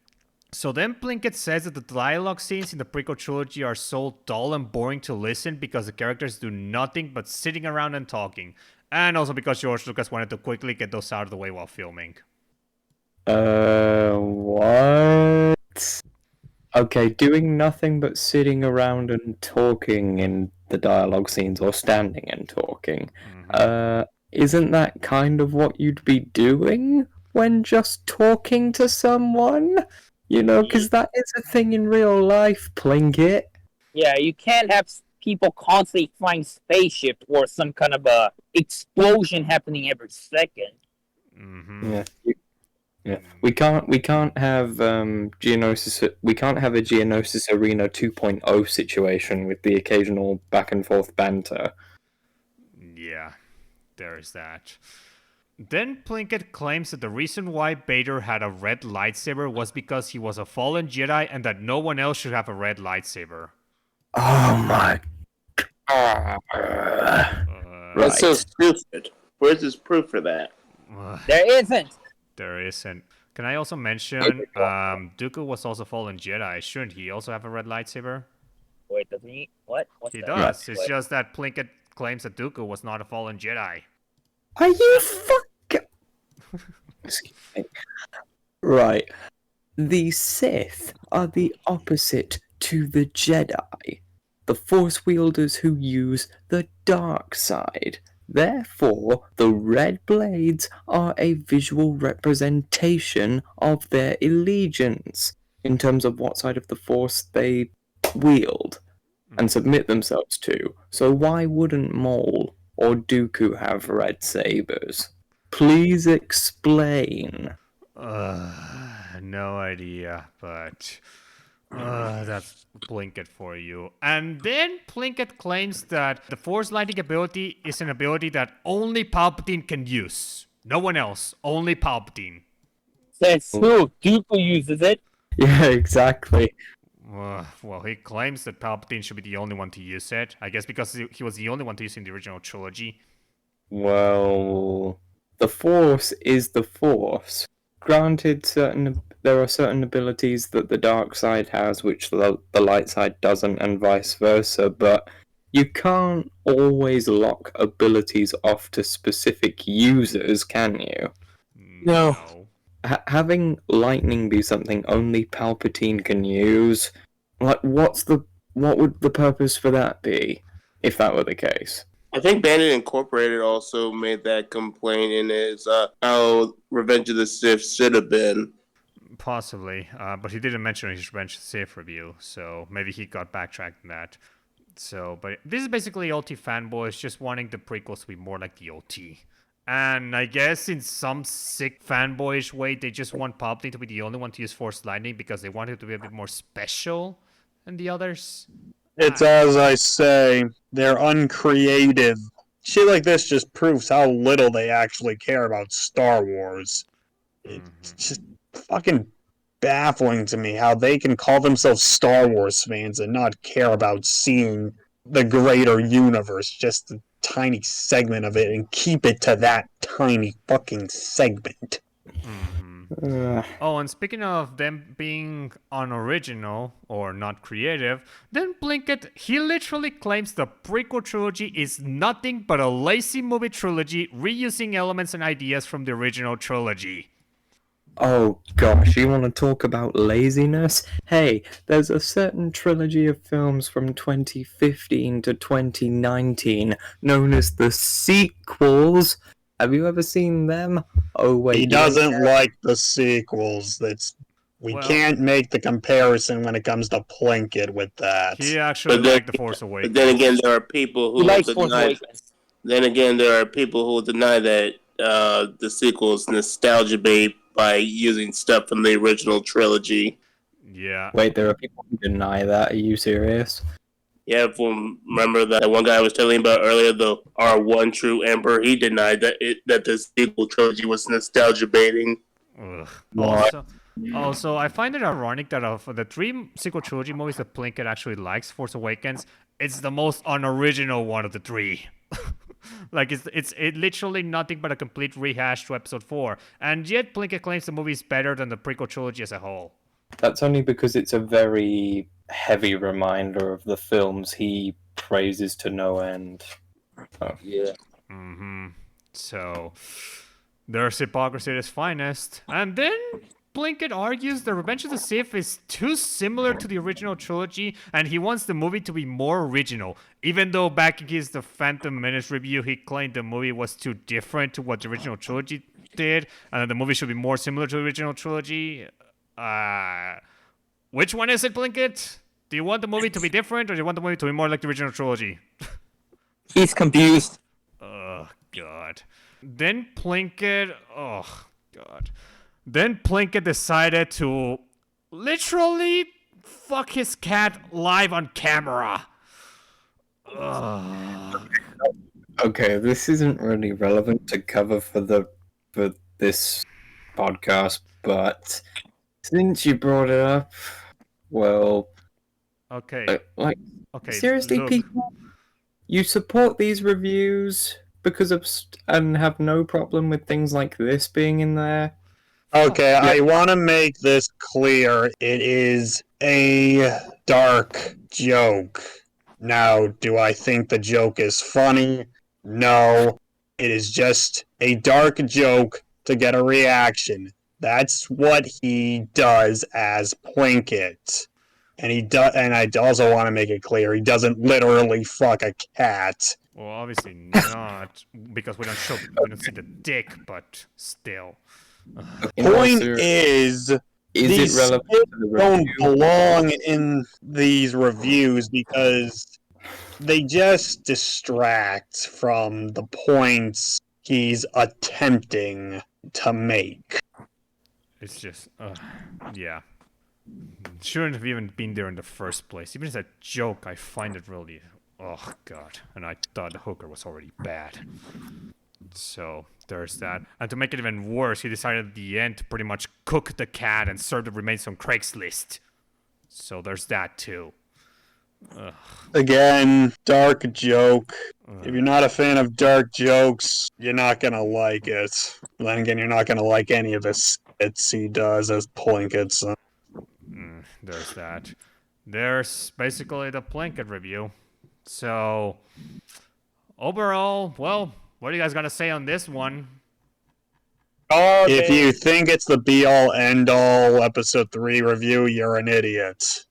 Of all the negative Episode 3 reviews I've come across on YouTube, that one was torture to sit through. Mm-hmm. At least those reviews aren't an hour. Yeah, but this one is close to 2 hours. So yeah, King, what do you got to say about Plinkett's review? Okay, Boomer, I don't give a crap. Well, there's that. So anyway, okay, the elephant in the room, or the second one. First one is Anakin's Fall to the Dark Side, which we already tackled. Yeah, so discussing the lightsaber duels of Anakin versus Obi Wan and Yoda versus Sidious, plus the ending of the movie. So Okay, so should we start off with the Yes. Mustafar duel? basically, the arguments are apply for both. So basically, the lightsaber duels are too choreographed like a theater dance, and way over the top with the rope swinging and platform jumping. Oh gosh, right. In the case of the Mustafar duel, we're talking about a climactic showdown between a former master and a former apprentice. Two people who have fought alongside one another for years. And the prequel trilogy itself is set during a period where you've got thousands of Jedi present in the galaxy. So lightsabers and actually being able to fight effectively with them are going to be pretty damn common in this time period, are they not? Mm-hmm. Right. Yep. And because of Anakin and Obi-Wan's former relationship, they know each other's fighting techniques pretty damn intimately. Mm-hmm. Yep. Oh, and fun fact, these Prequel Trilogy haters, by the time that the episode 3 came out, games like Star Wars Jedi Knight 2 Jedi Outcast and Jedi Academy were out. But Prequel Trilogy haters, they play those games, they have no problems whatsoever with the lightsaber duels in those games. Even though they do the same two choreographed and way over the top duels that we see in the prequels, you know, like, have you seen in games like Jedi Academy where there's people running under walls or making all sorts of jumps and flips over platforms? I guess And it was cool yes. to do those. Yes, it was very cool, but I guess Prequel Trilogy haters, they complain about this shit in the prequels, but when it comes to other forms of Star Wars media, they have no problem with it.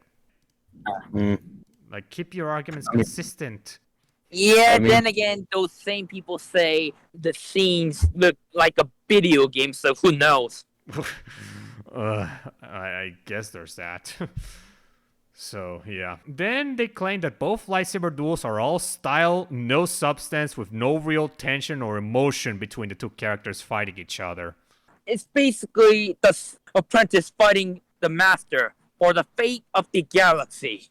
You know what? This is stupid. Let's just skip. Well, actually, we need to kind of tackle it because this also applies to the no dialogue in between the duels argument, because, you know, that's part of the no real emotion in between. I'll agree, gosh. though. Yes.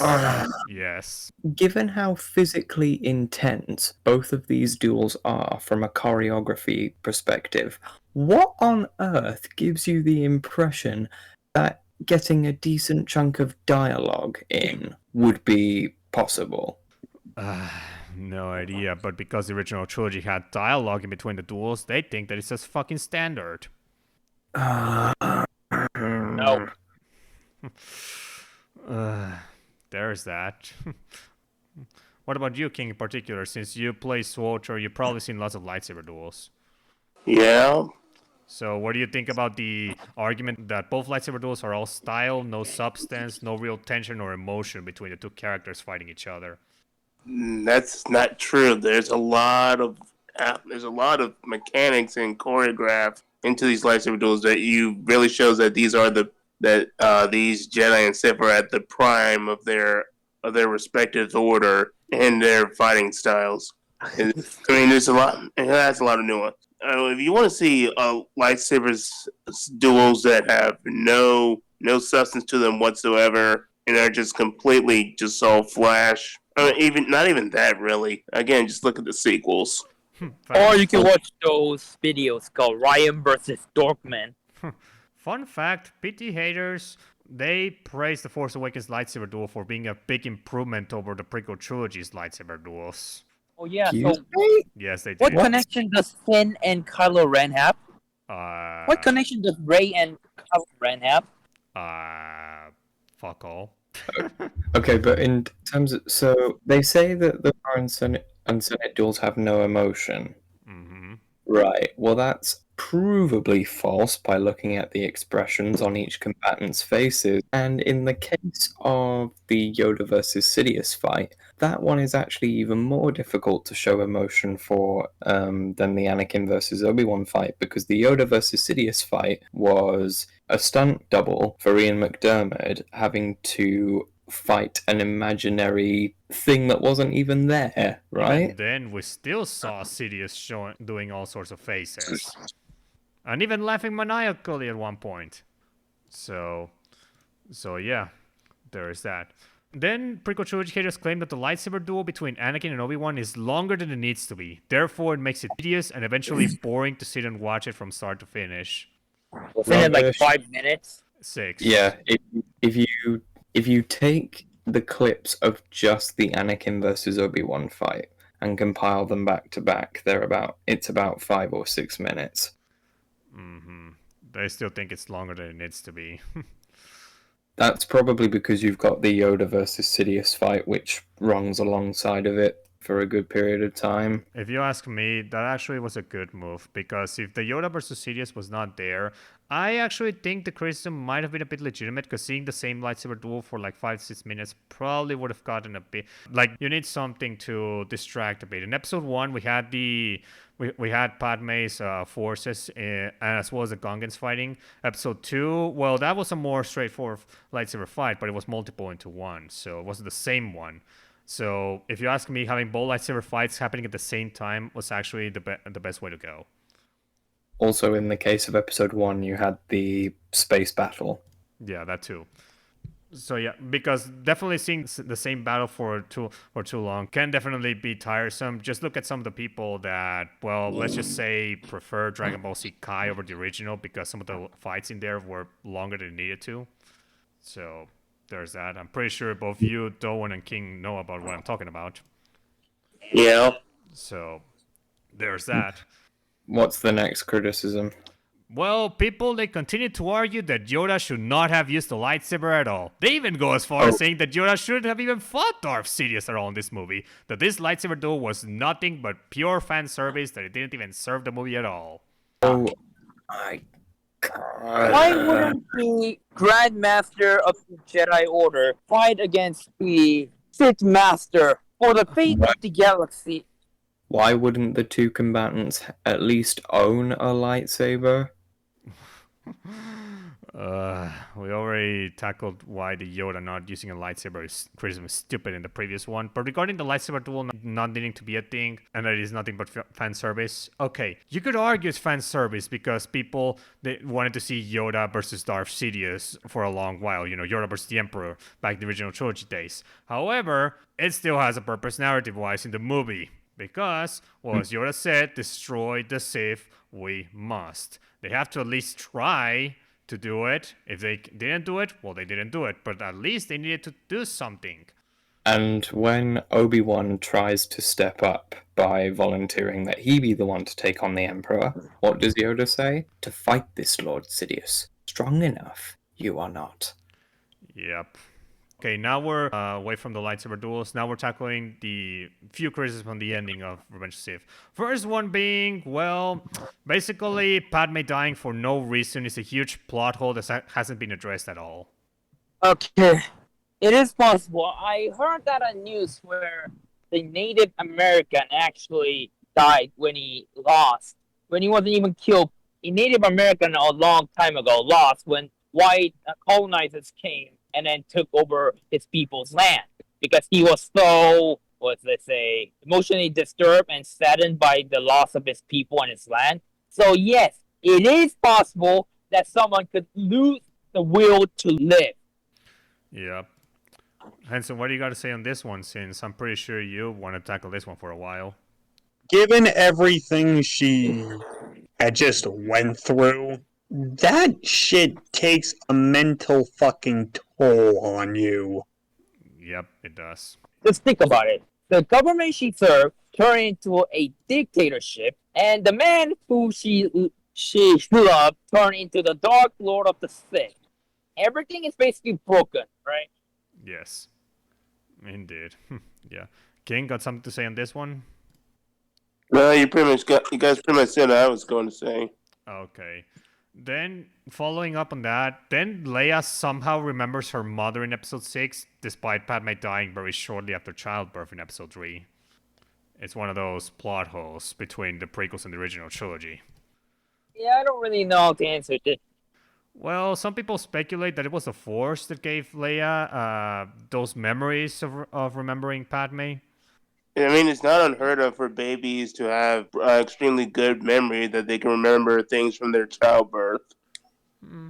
Could say that, though unfortunately Padme was not shown Leia in her face, it was Luke, so don't know if that would apply too much, unless somehow Leia managed to get an eye on her, no idea. Or maybe Leia was no, wait, real mother, never mind. So, I guess this is the only criticism we can't really tackle too much. It is kind of a legit criticism. This one would require the EU to explain it, so it's probably the only one we cannot tackle. Now, here's another one that we can tackle. The Vader scene where he shouts, "No!" Yes, we have to tackle this one because so many reviews tackle it. Okay. I mean, is it too far off for Darth Vader to say no when he hears Padme dying? I think it is in character. You know, the person he did all this shit to save. Yep. Well, actually, this is something that Henson has said before in the past. Vader has only just literally woken up. So a portion of Anakin would still be inside him, I suppose. If he was stone cold badass Vader that, OT fanboys complain about Anakin not being, if he was like that from the moment he got up off the operating table, would he have asked about Padme? Here's the thing. He is not. He needed one final push to become the Vader we see in the OT, and this was it. Yep. My thoughts on this scene, I think, yes, the no is in character, and the idea was great.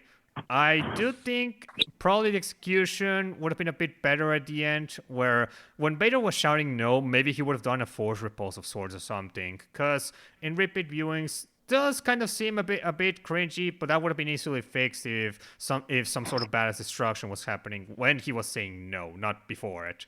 But other than that, I do think it is in character. It makes sense that he would say no. So, or maybe if the no was more of a really loud guttural scream instead of like a no. I can't. Yeah, but get the idea. Then again, I don't imagine that kind of voice coming out from James Earl Jones at that age.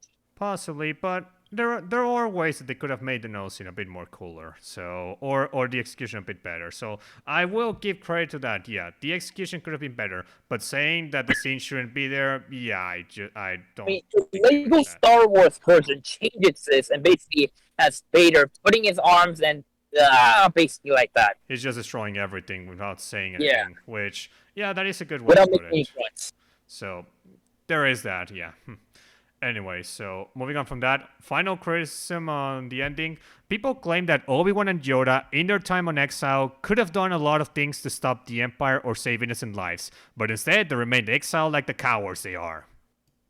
There's a whole entire empire coming after them, and they're far too powerful.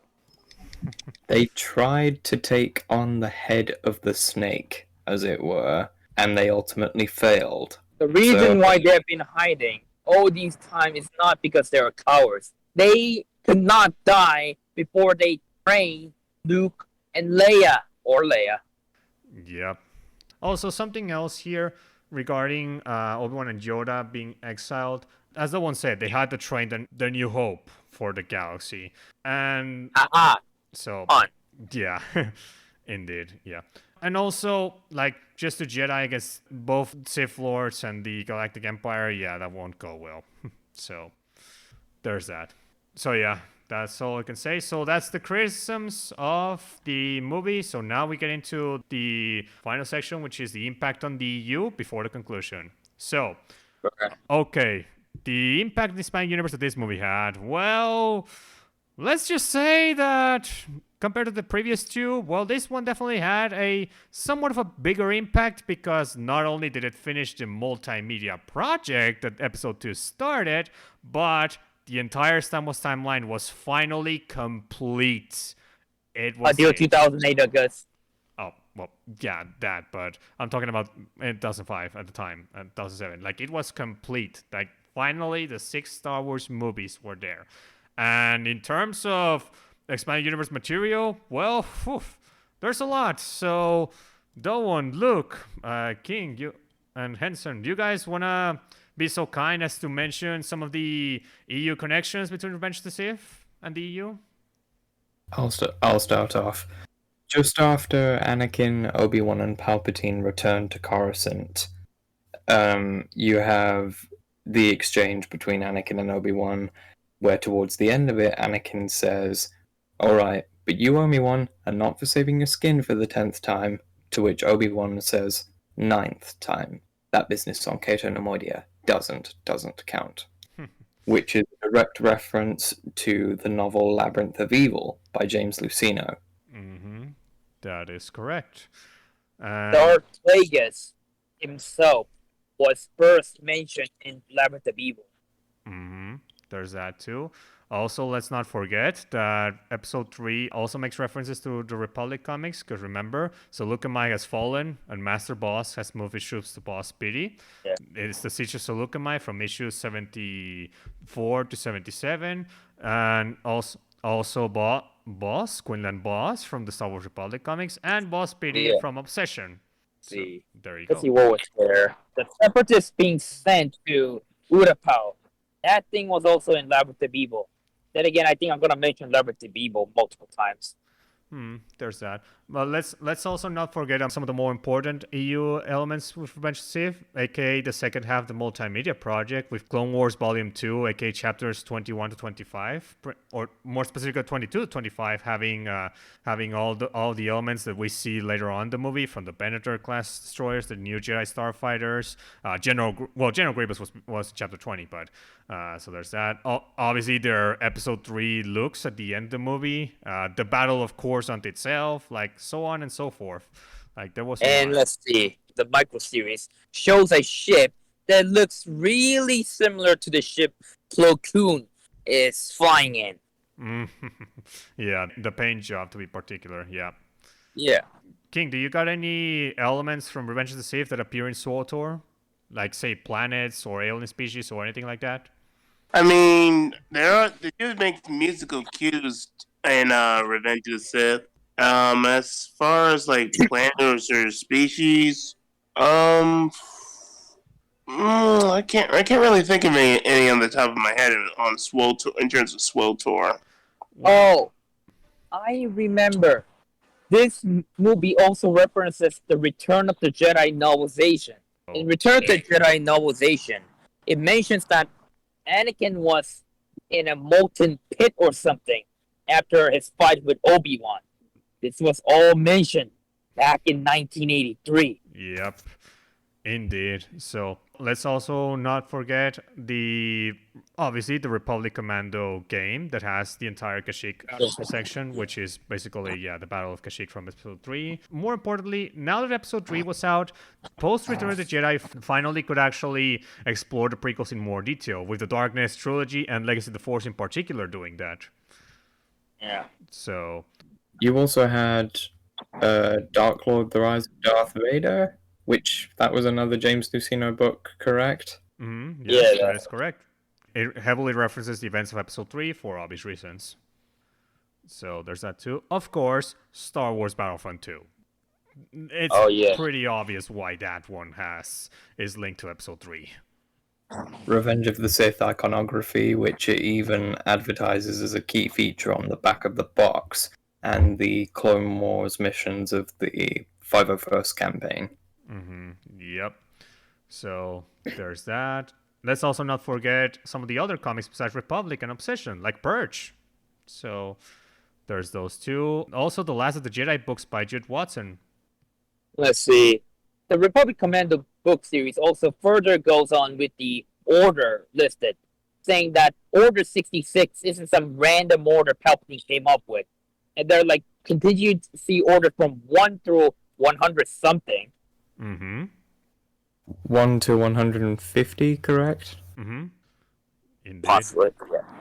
Yep. So there's that indeed. Also, there's some other stuff like the Kenobi book that obviously referenced the events of Episode 3 because it deals with Obi-Wan's exile on Tatooine.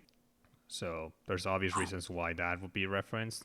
The Coruscant Knights trilogy, quadrilogy, or however you want to call it, 4-book series that basically deals with Order 66. Well, heavily references Order 66 to be precise. So Survivor. yeah, that too. So there is that, and well, there's also the rise and fall of Darth Vader, the book that basically deals with the 6 movies from the perspective of Darth Vader. So, And going back to like what you said about when you were asking about SWTOR, they do make references to things leading up to the prequels. Darth Vader, when he was taking the guise of Emperor Valkorion, he pretty much said that that the player character, whoever, whatever class they were, they shouldn't be. I would say they were like an Imperial, like or a Sith warrior. Or Sith Inquisitor. They said that they shouldn't be focused on destroying the Jedi. Just focus on trying to gain the Eternal Throne. Lead the destruction of a Jedi to another Sith, and that was pretty much a reference to Revenge of the Sith, where Sidious would be the one to lead the destruction of the Jedi Order. well, there's And bunch of prequel era EU where they mention Palpatine is the Emperor because people who read the EU were not surprised that Palpatine was Sidious. Yeah, obviously. So, oh, by the way, speaking, I just figured that there are some planets from Episode 3 that show up in the Old Republic, or at least were mentioned, like Magito and Mustafar. Oh no, Magito and Felucia, for example. And I think KOTOR 2, maybe. I don't. Wait, which one? The one? Knights of the Old Republic 2, because it has a similar thing like Revenge of the Sith, where the Jedi are all hunted down by the Sith, and there are a few hiding. I don't know if it's a specific EU reference. Maybe it's the same idea, but I don't know if that counts an EU connection / reference. Well, maybe it's the same idea, but that's not really something we can consider. Oh yeah, that's an EU reference. No, I don't think so. So there is that. What I will say is that Utapau was also mentioned in SWTOR King, so that too. I'm checking the appearances on Wikipedia. I think Utapau was mentioned in some kind of a obscure tie-in to Empire Strikes Back. I don't think so because it basically says that his first appearance was Reversal of Fortune.